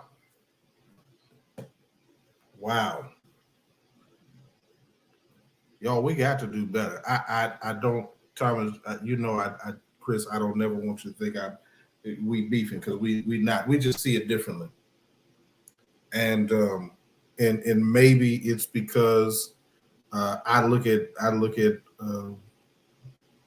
legal definitions. I look at what what may or may not have occurred. As a matter of fact, the reason that the charges were dropped is because they viewed it. The police viewed it as self-defense. Anytime that by law, anytime you are provoked to move, that's why security guards don't get charged when they grab somebody up and throw them out of a building. That's even if they have to wrestle them, if they have to punch them, if they have to kick them, you're never going to see a lawsuit go forward. You're never going to see a security guard get arrested, because if you provoke it by violating something in that facility, then they have the right to remove you by any means necessary. And the fact that the man, however he grabbed her, pushed her to the police. He didn't push her down the stairs. He didn't push her into a wall. He pushed her to the police. And if you get scratched in that process, I'm sorry. But at the end of the day, you should have never, we keep missing the point. Overseer just said it. You should have never walked in that church on that day. Never. And disrupted that service for any reason. If you were really about trying to confront that man, you could have waited till service was over. You could have went up there that morning when you first went to the church and it wasn't nobody there, and you could have just confronted the man. If you could have waited till service was over, been outside and waited for him to come out on the sidewalk. His car was sitting right there. You knew where he was going to go, and you could have confronted the man. If you really wanted to resolve whatever was going on in you with them. Even if you didn't want to resolve it, if you just wanted to complain, if you just wanted to cuss him out, if you just wanted to call him a liar and speak in tongues, whatever you wanted to do could have been done at a different moment than when this man is in his pulpit preaching a message. Do not get confused by disliking the man with accepting the bad behavior. Yes. And don't call it assault when if I tell you 5 times to get out of my house, I'm talking about your personal house, Chris. I'm talking about your personal house, Thomas. I'm talking about anybody who thinks that your personal living room right now where you are currently at, and somebody's standing in there telling you what they think about you, and you saying, man, you can get up out of here. You ain't got, you can get up out of here. How many times before you put your hands on them and put them out your house? You're not going to let somebody come in your house and just keep on. If our problem is who did it, we got the wrong problem. Banks, they walk up in your house acting the fool with the way you take care of them, knock them out, and then drag them out the house. Gates said, in my opinion, confronting him at church, outside or inside, was absolutely. I agree. I don't disagree. I'm just simply saying, and I'm 100% supportive of what you're saying, Gates. It's handling that church was just wrong anyway. So, it's just wrong, period. Okay? But if you were going to do it, couldn't you have done it before or after service outside? So, I mean, I'm just saying, why would you wait until you in the middle of service? Ain't no music playing, ain't nothing going on. The man is standing up preaching, he talking. He don't hoop or nothing. He's just up doing what he does. And somebody randomly stand up. Now, we don't let folks just stand up and start speaking in tongues in church all random and wild like that. Nope. Can I say something, Bishop? You know you can. You know you can. And any prophet or prophetess knows order. You are to get the permission of the pastor, bishop, or whoever. May I speak? There is a word from God, and they gonna either say yay or nay or wait. That's it. You got to remember, this is somebody who's that y'all talking about his title, the so-called bishop. Nicole won't even call him bishop, but y'all talking about his title. Sorry. Y'all talking about this man's title, but don't forget, she's prophetess. Hello, somebody. She ain't, as a matter of fact, corrected Dr. Larry Reed. I'm not doctor, I'm prophetess. She prophetess. That's what I heard her say. That's an office. That's a calling. and he calls some prophets and some evangelists. Amen. Now here's the problem I have now, Bishop, is that are you really a PROPHET, or are you a PROFIT? Will you try Amen. to own it off the church? Because it sounds like to me you trying to look for some money. Or position of both. Trey says this, Banks. He says if she was doing research, she could have set up an interview time, especially considering she has a relationship with the wife. My whole point. Yeah. Now, you told Dr. Reed you was researching for a book. You told the police you were there to get a story. Listen, I don't know why you were there, but what I do know Malicious that intent. was the wrong time. Yeah. Wrong She time. could have Googled. Why you need to Google? The man's church is on streaming live all day, every day. Yeah, that You too. don't have to go to the building to find out what he believes. He's on. He's streaming. The man is on. You can follow him on Instagram and all kind of other social media. The man got 1 million people, whether he paid to get him or they followed him because they knew him. I don't know how they got him. But what I do know is it's not hard to find out what the man thinks. No. And then, come on, Jessica said it right here, Banks. And you walk into the church with your cameras going, knowing you were going to set them off. That's all. There you go. That's all I'm saying. To settle a score.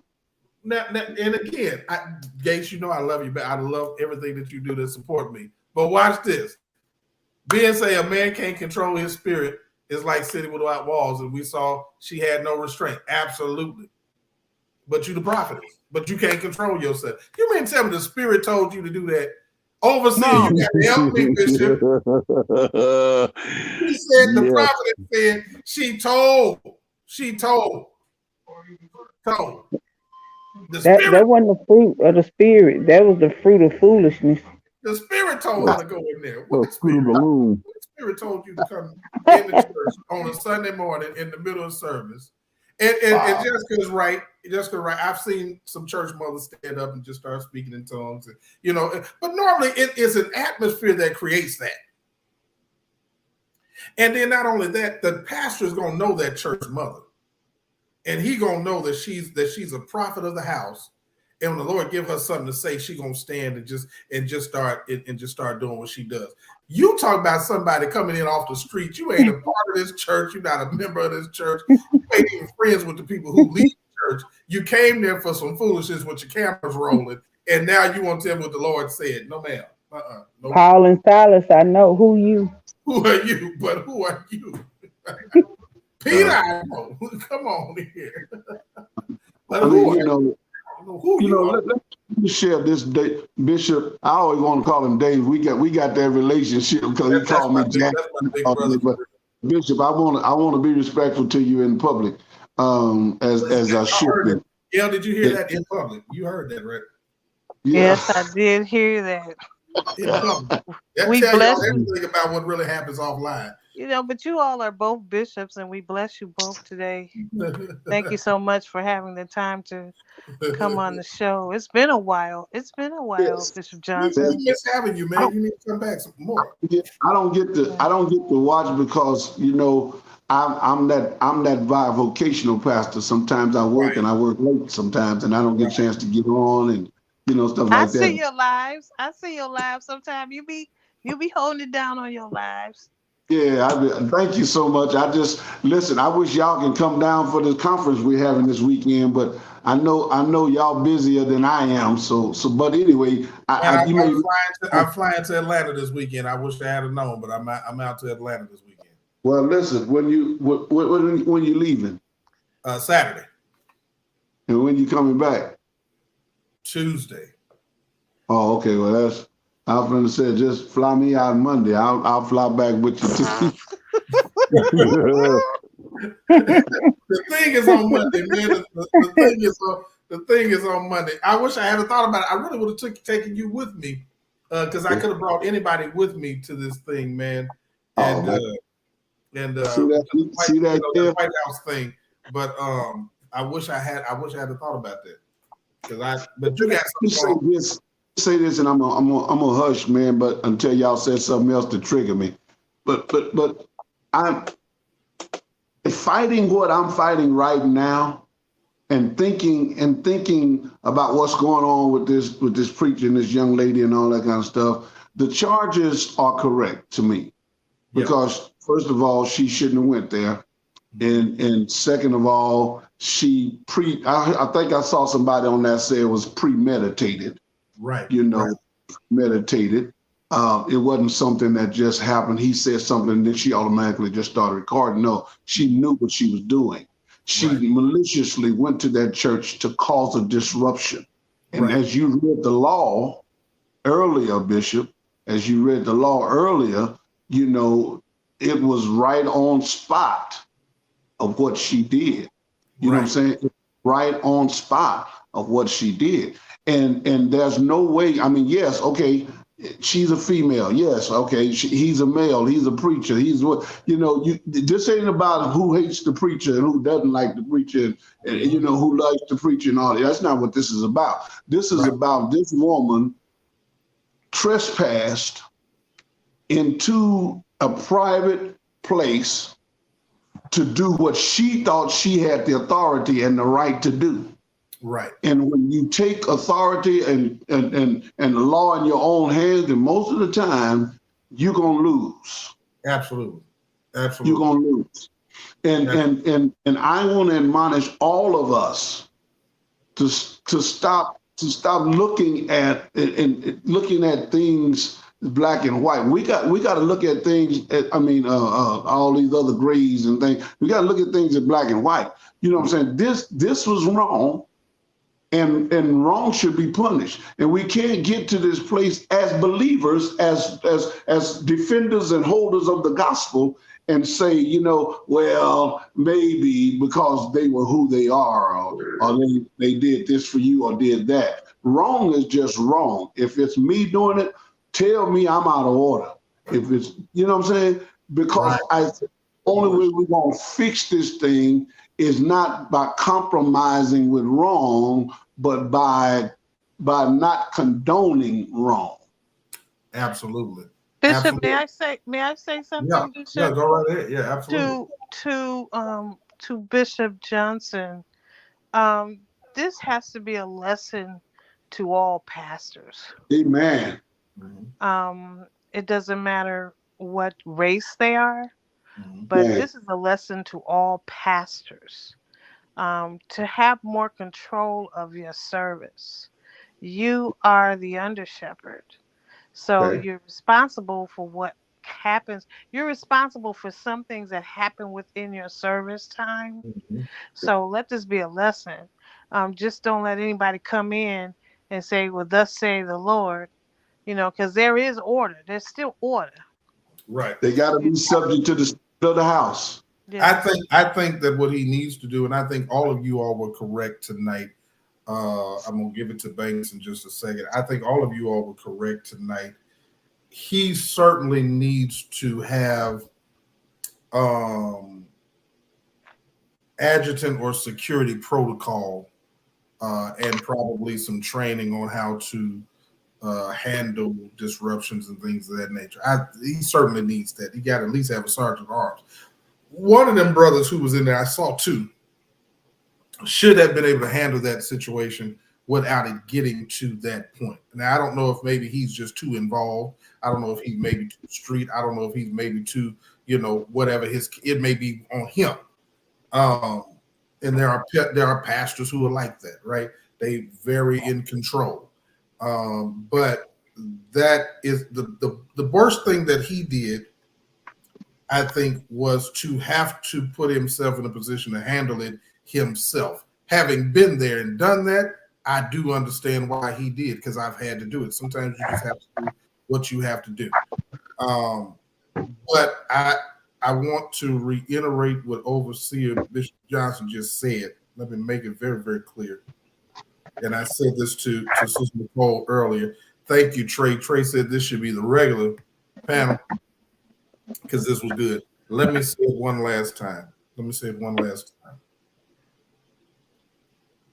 I said to Sister Young, when she said they were wrong, but that's what we got to drop is the but. They were wrong. Period. I don't care what you think about him. I don't care how public you think a church is. We can agree to disagree about all of those things, but we cannot disagree that they were wrong. From the minute that they woke up, got on the phone with each other. One girl said, I wasn't doing nothing today. Killer say she wasn't doing nothing. The other girl say, well, I feel like doing this. She said, well, she said she felt like coming. So I said, let's roll. You came with the intent to get a story, to have a viral moment. And you got what you came for. Do not holler when it don't always come out the way you want it when you came for what you came for. Now you came to get that moment and you got pushed out the church. Then you got arrested. Now you got 2 charges to fight. You got a case to defend. You had to hire a lawyer. You can see when God is in something when he ain't.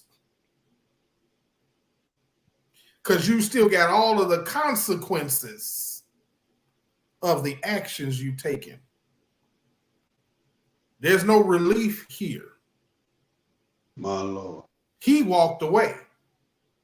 And now you got all of the ramifications because you got up on Sunday morning and said, let's go over here and get a story. Yeah. In the church. That's what they camouflaged it as a story, but they meant malicious intent. And I'll keep saying that. Absolutely. They did it intentionally. And that's just the bottom line to it. We can talk about how the church should be open and loving to everybody and all that. Listen, I'm all for that.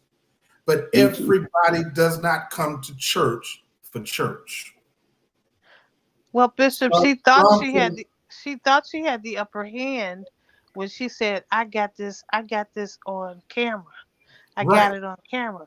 You incriminated yourself That's what by you did. having it on camera. That's what you did. Okay. Because Gail, for everybody that don't agree with me, the police saw it the way I saw it.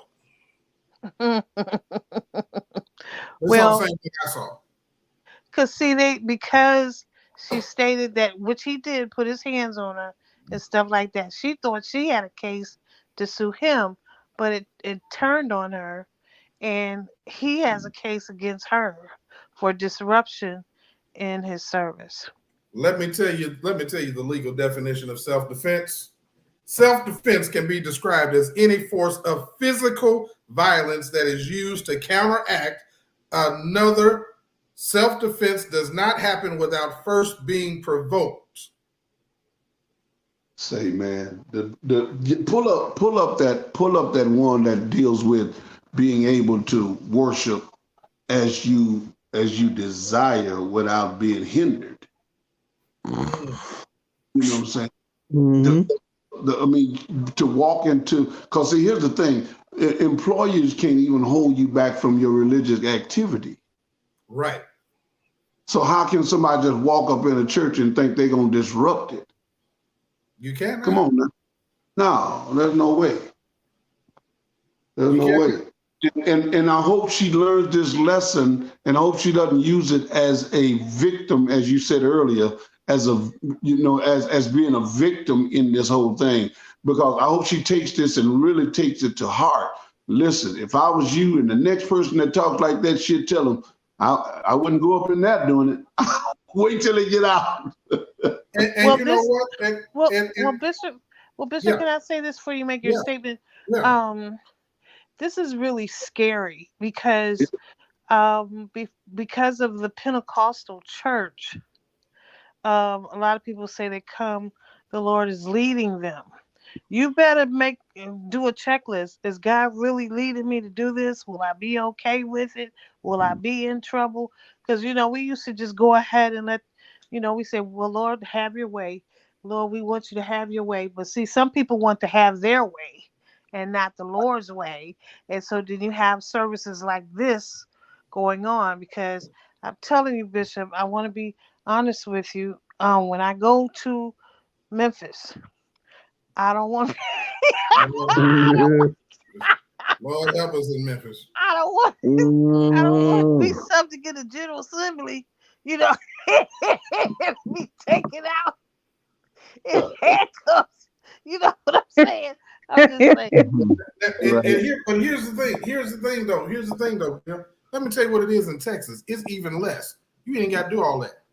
In Texas, Section 4201, a person commits the offense of disorderly conduct if they intentionally or knowingly use abusive, indecent, profane, vulgar, loud language in a public place, and that language has the very utterance, and its very utterance tends to incite another to an immediate breach of peace. They are guilty of orderly conduct in disturbing the public peace.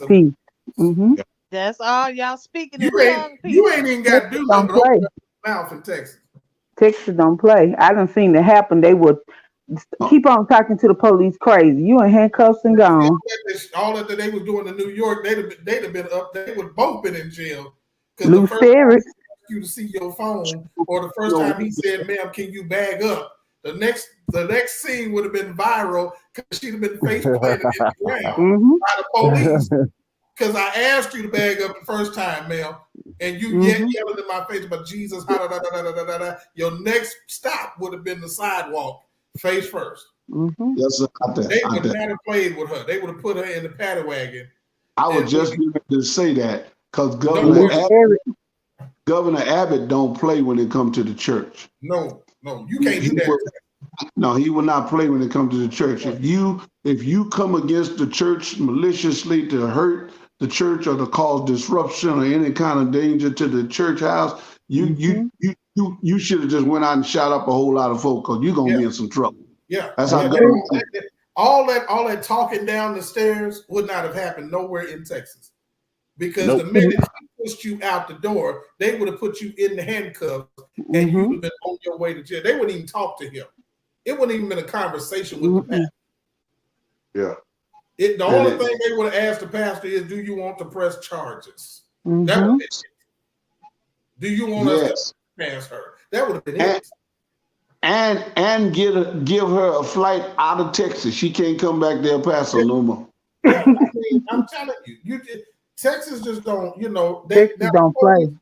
They don't like to come to churches because they figure it's a private affair. And they really don't like to get involved. They don't like to take people to jail, but they will once you get into their space. And they're not gonna let you do all that yelling and stuff at them. That's never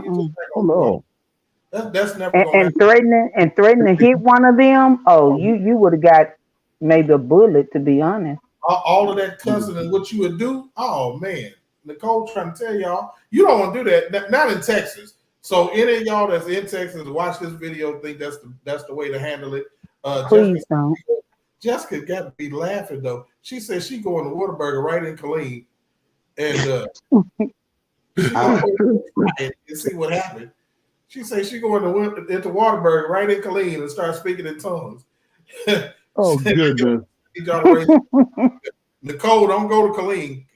Come on out to Harker Heights. Go to Harker Heights. There you go. Go to Harker Heights. But you go to Killeen, I can't do nothing for you. That's military. That's military. They make you ain't got to worry about the police. It's the employees you got to worry about in police. Right. They all got something for you. Yeah, they got something for you in Killeen. Don't go to Killeen. That's not gonna work out well. But you go over here to Harker Heights, there's a lot of white people working in there. They already had one shooting too over in Killeen. No. It's a shooting every weekend in Killeen. Somebody gets shot. So it's not. As a matter of fact, I think last year was rated the most dangerous city in America. So it's not, and everybody former military or military family, so everybody got guns. It's just not I'm not going to Whataburger and Colleen speaking in tongues and start cussing. I ain't trying it. Y'all can try it if you want to, but I ain't trying it. It's not going to turn out well. Somebody's going to have to die. Somebody I ain't saying me, but somebody overseas have to die. It ain't gonna turn out well, y'all. I promise you. It ain't gonna turn out well for somebody. I ain't saying who, but somebody got to go. Especially people what color? It ain't gonna turn out well. Listen. Colleen is 68.9% black. We all black out here, so it could be some problems quite easily in Colleen. I do too. I love the little city. I love this little area, and it's a beautiful place to be. It really is a great place to raise your kids and family and all that kind of stuff. El Paso, depends on where you at in El Paso, but El Paso is a beautiful city though. I love Dallas-Fort Worth, certain parts of it. I go everywhere. Amen, Bishop. Listen, I love certain parts of it, but I go everywhere. I got friends in the Grove. I got friends in the Cliff. You should see me anywhere in DFW. I'm actually in Duncanville, Bishop. Okay, now Duncanville, you will not see me in Duncanville.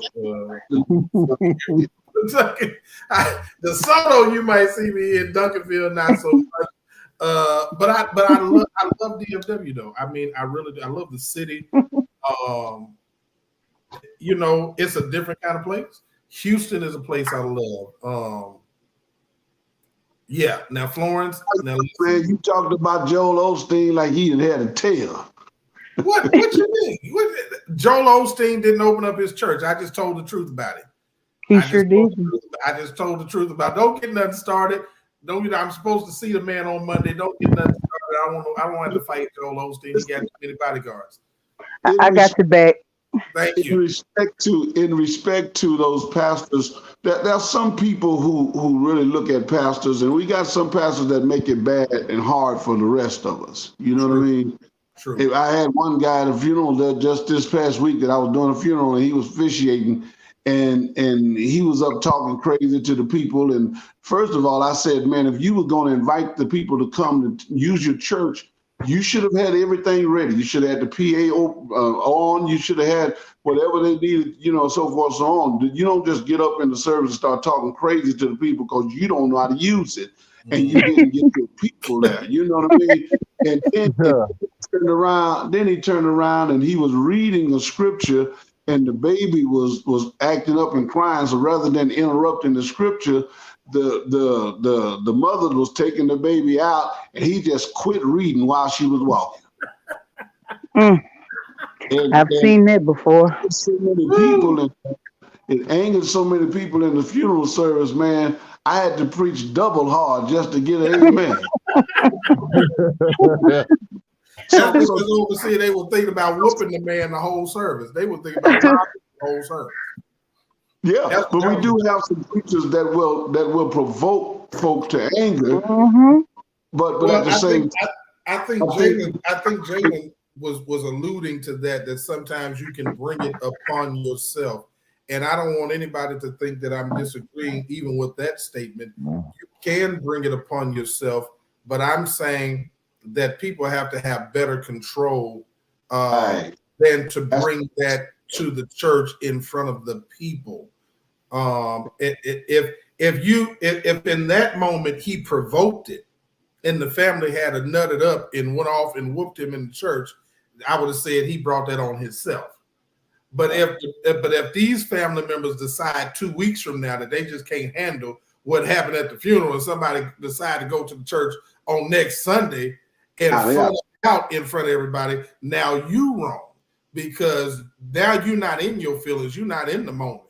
Now you make a premeditated move to go and exact something on this man because of how you feel about him. And I'm saying that's what's wrong. We're not talking, but these were not emotional people who were just sitting and they couldn't hold themselves. And this was not a pastor being emotional and he couldn't hold himself. This was a premeditated, provoked incident, and that's where we are. Even in that funeral scenario, you got an emotional pastor who couldn't handle himself, And if you had had an emotional family, or you had not have had someone like you who could mediate with the family and say, hold on, y'all, don't let that get to you, it could have turned bad. But it didn't turn bad. But if it had turned bad, then somebody would have had to deal with it at the end of the day. That's correct. That's correct. That's correct. And that's the unfortunate It's part. true. Is still somebody has to deal with it when it goes bad. Yeah. And I'm not listen. I don't support police killing unarmed people. Never. I'm not even a person that really I'm just not a police person, to be just quite honest with you. I'm from a different place. And so my experiences don't have me as just like super police person. But at the end of the day, what I do know is that whenever something pop off, somebody is coming to do something. And I don't care where you at, somebody gonna do something. If you in your mama's house, somebody gonna do something. If you at your cousin's house, somebody gonna do. It's just a place and time to do everything. I think this has been an excellent discussion from the church perspective. I hope Jalen and Chris and Ben, everybody. I hope everybody understands. I had to keep redirecting it, Overseer and Nicole, because I do not have personal discussions on this platform. It's not about the people. It's always about the church for me. Yeah. And that's why I have been all night trying to bring it back to the church and not about this man. Yeah. And I'm hoping to have reached at least one person that will now not forget the man. Yeah. Forget what you think about the man. Forget what you think about the woman. Forget what you think about seeing a man grab a woman up by the back of her, whatever, and push her out to the pole. Forget all of that. And think about what happened in the church with the people in the church and where we have lost our respect and reverence for the church. Yeah. Well, just think about his reputation online too. So, Pastor, you just gonna let her come up in here and treat us like this and talk to us like this and do this? His reputation's on the line too, So I probably would have said I probably wouldn't have to do nothing. I got some guys around that church, man, would have confronted her, man, and said, "Man, if you don't get out of here, we're gonna take you by both arms and both legs and put you on the curb." Let me tell you a truth, Gail. Let me tell you a truth, Overseer. When you look in the video, I can pull the video back up, but I won't do it. When you look in the video, I'm not going to do it. When you look in the video, you will see a bald head man wearing glasses. Okay. That was somebody who he did time with in prison. That man just got out of prison not too long ago after having done over 24 years in prison. Really? He wasn't doing nothing. That's his bodyguard. Now, wait a second. Wait, hold up 1 second. Because I got to say this, Nicole, because we'll look at it and say he didn't do nothing. I'm talking about he wasn't going to risk his freedom. That's what I'm saying. If this pastor doesn't handle this, he's got people in that church who really about that life. And they could have gone. He knows his people. He knows his people. And what we're thinking is him putting his hands on her may have been him saying, let me move this because this is going to go bad real fast. And he know what he got in that church. Yeah, that's kind of how I was looking at some of that part as well. He might have a lot of people that have just gotten out of being incarcerated. And he does. So when you start talking a certain kind of way, all I'm saying is that the pastor's job is to protect the sheep. Yeah. He's got to maintain control. True. As God is my witness, y'all, if I could see another angle of how you stop that, I would be in everybody else's position of saying he should have did something else. But there was nothing else to. I was with Gail last night. She said he should have had security. I said, boy, he should have had security. But then I find out he got security. Not only does he have security, he got the police. And you don't care. And then I hear you on your own video saying, I don't give an F about the police. I'd have F'd him up and I'd have F'd them up too. Oh, the prophet didn't say that. Yeah, she did. No. Thank you. She Thank- did. Did the prophet just say that? Not the prophet, No. it's the killer who was with her. Yep. See, Her ride or die. Again, when you start talking, again, I'm just simply trying to say to y'all, They incriminated themselves. they incriminated themselves. I do understand the sensitivities of some society has gotten us so, listen, I understand the sensitivities about seeing a man grab a woman. But my problem is if this woman was in Walmart and the security guard grabbed her like that, we'd still be saying, well, how come they grabbing her? Well, who's supposed to grab her? I don't know who's supposed to grab her. I don't know. Bishop, may I say, before we leave for tonight, people, when you're recording situations and things like this nature, be careful what you say on camera. Mm-hmm. We call that self-snitching in the streets. We call that self-snitching. You Be try careful to- what you say on. And snitches get stitches.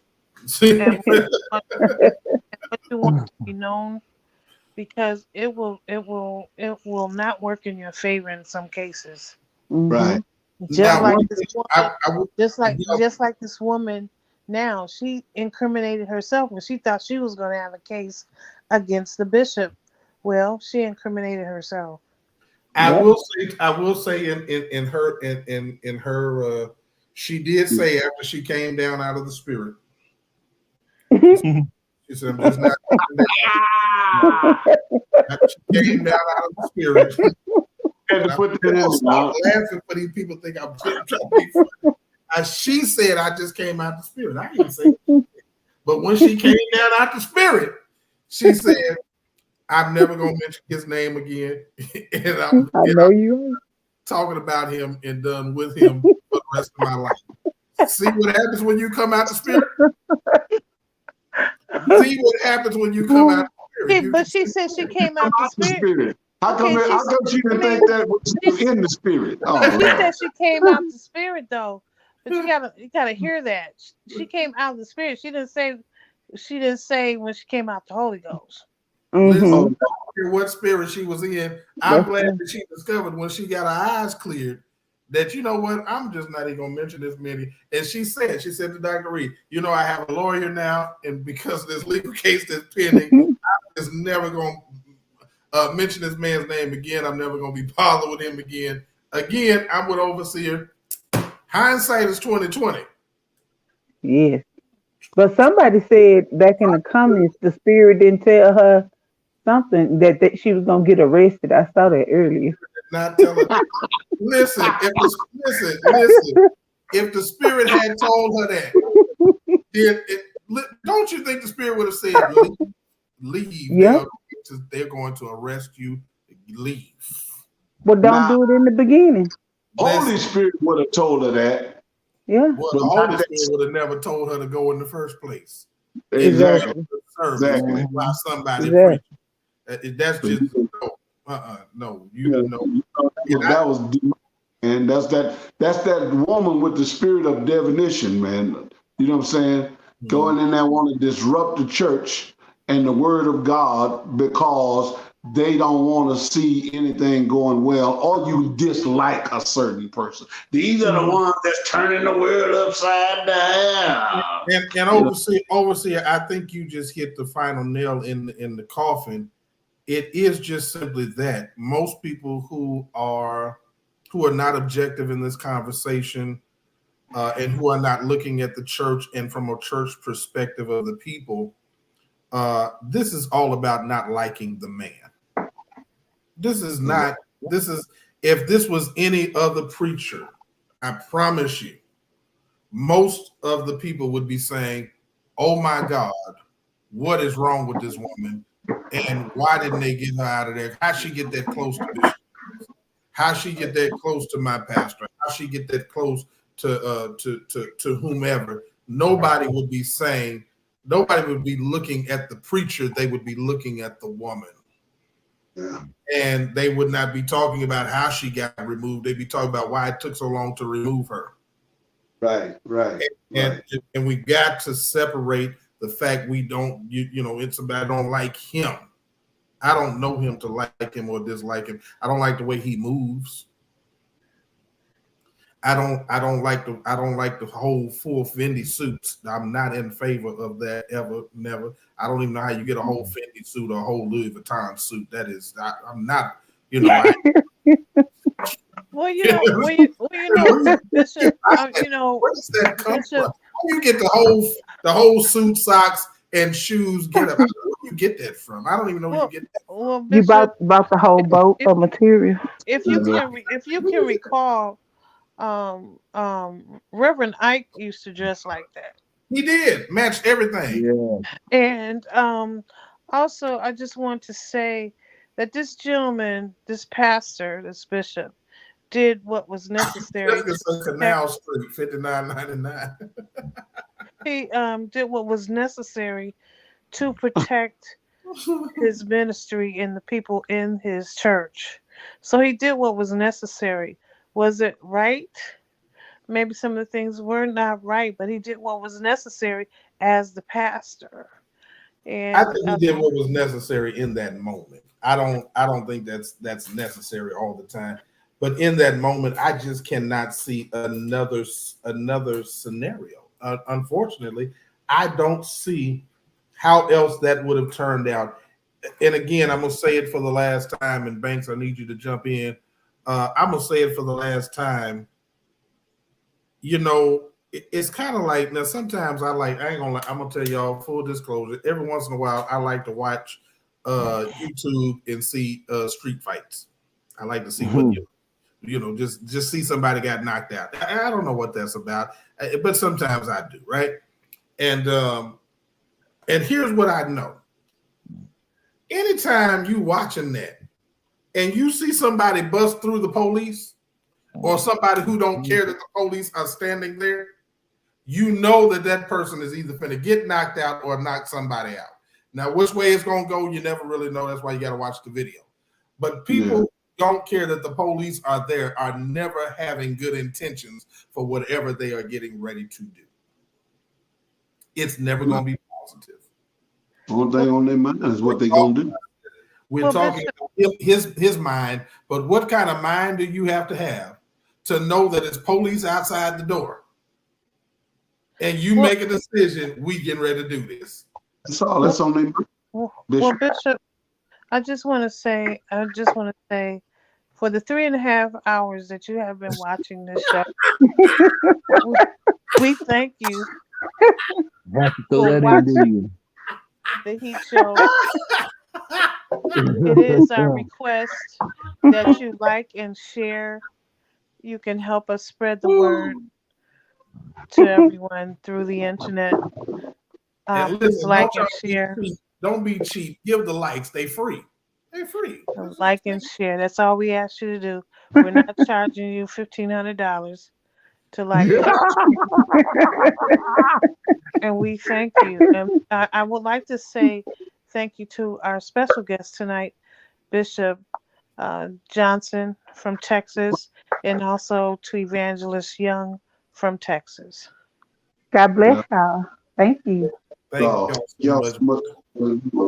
Wonderful preachers, and if you need somebody, I promise you can call either one of them, and they're gonna do you right. I promise you. If you're ever in El Paso, tell them where you at, overseer. I'm at 6230 Dyer Street at Praise Temple. It's a Full Gospel Baptist Church affiliate, but we love the Lord over there, and we love people, and we welcome folks in. Just don't come in there with no malicious intent. No, he got some people in there. You don't do that. You don't trust me. Hey, you guys, you don't do that. Not in El Paso. Bishop, what did you say the name of your church is again? Praise Temple. Oh, Praise Temple Full Gospel Church of God in Christ of the Apostolic Faith. Praise Temple Full Gospel Baptist Church of God in Christ. I promise you it is. What's that saying? Everybody say that part. That Yeah, part. that. I promise you it is. Where everybody knows your name and they always glad you came. I promise you. I still need the words to that song, Another one coming up this year. You got another song? Yeah, I got another song coming up this year, so stay tuned. I can't wait. I'm still waiting on the words to the last one. Huh? I'm still waiting on the words to the last one. Oh man, I'll text them to you tonight. Okay, text it to me. I'm gonna be looking for it. Dr. Banks, you got the last word, man. I promise you got the last word and the benediction. All right, well, I'm gonna give benediction. I ain't got nothing else to say. No, you got something to say. No, you cannot have something to say. Give me final thoughts on this. What's the and without making Jessica and all the women that's watching mad. Give me Well, I've already done that. My only word is this: all hearts and minds clear.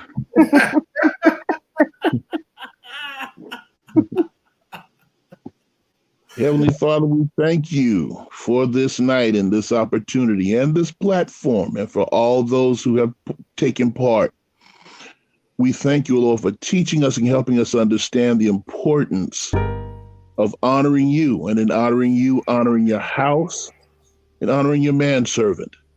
Lord, help us to be better at living this life and doing that which pleases you, so that we bring no shame to your name. Well, Lord, we know that the only way the world sees you is through us. Help us be better partakers of your nature. Help us to be your hands and your feet. Help us to be your voice, oh God, in this world in these last and evil days. Keep us as we leave from this time, but Lord, bless us that we may meet again at the next appointed time and hour. Watch over Bishop Jordan as he travels over the dangerous airways, oh God. Keep him safe and bring him back here too, oh Lord, that we may partake again from his wisdom and from the call you've given him for this service over this platform. And these are the blessings, oh God. In thy Son, Jesus' name we pray. Amen.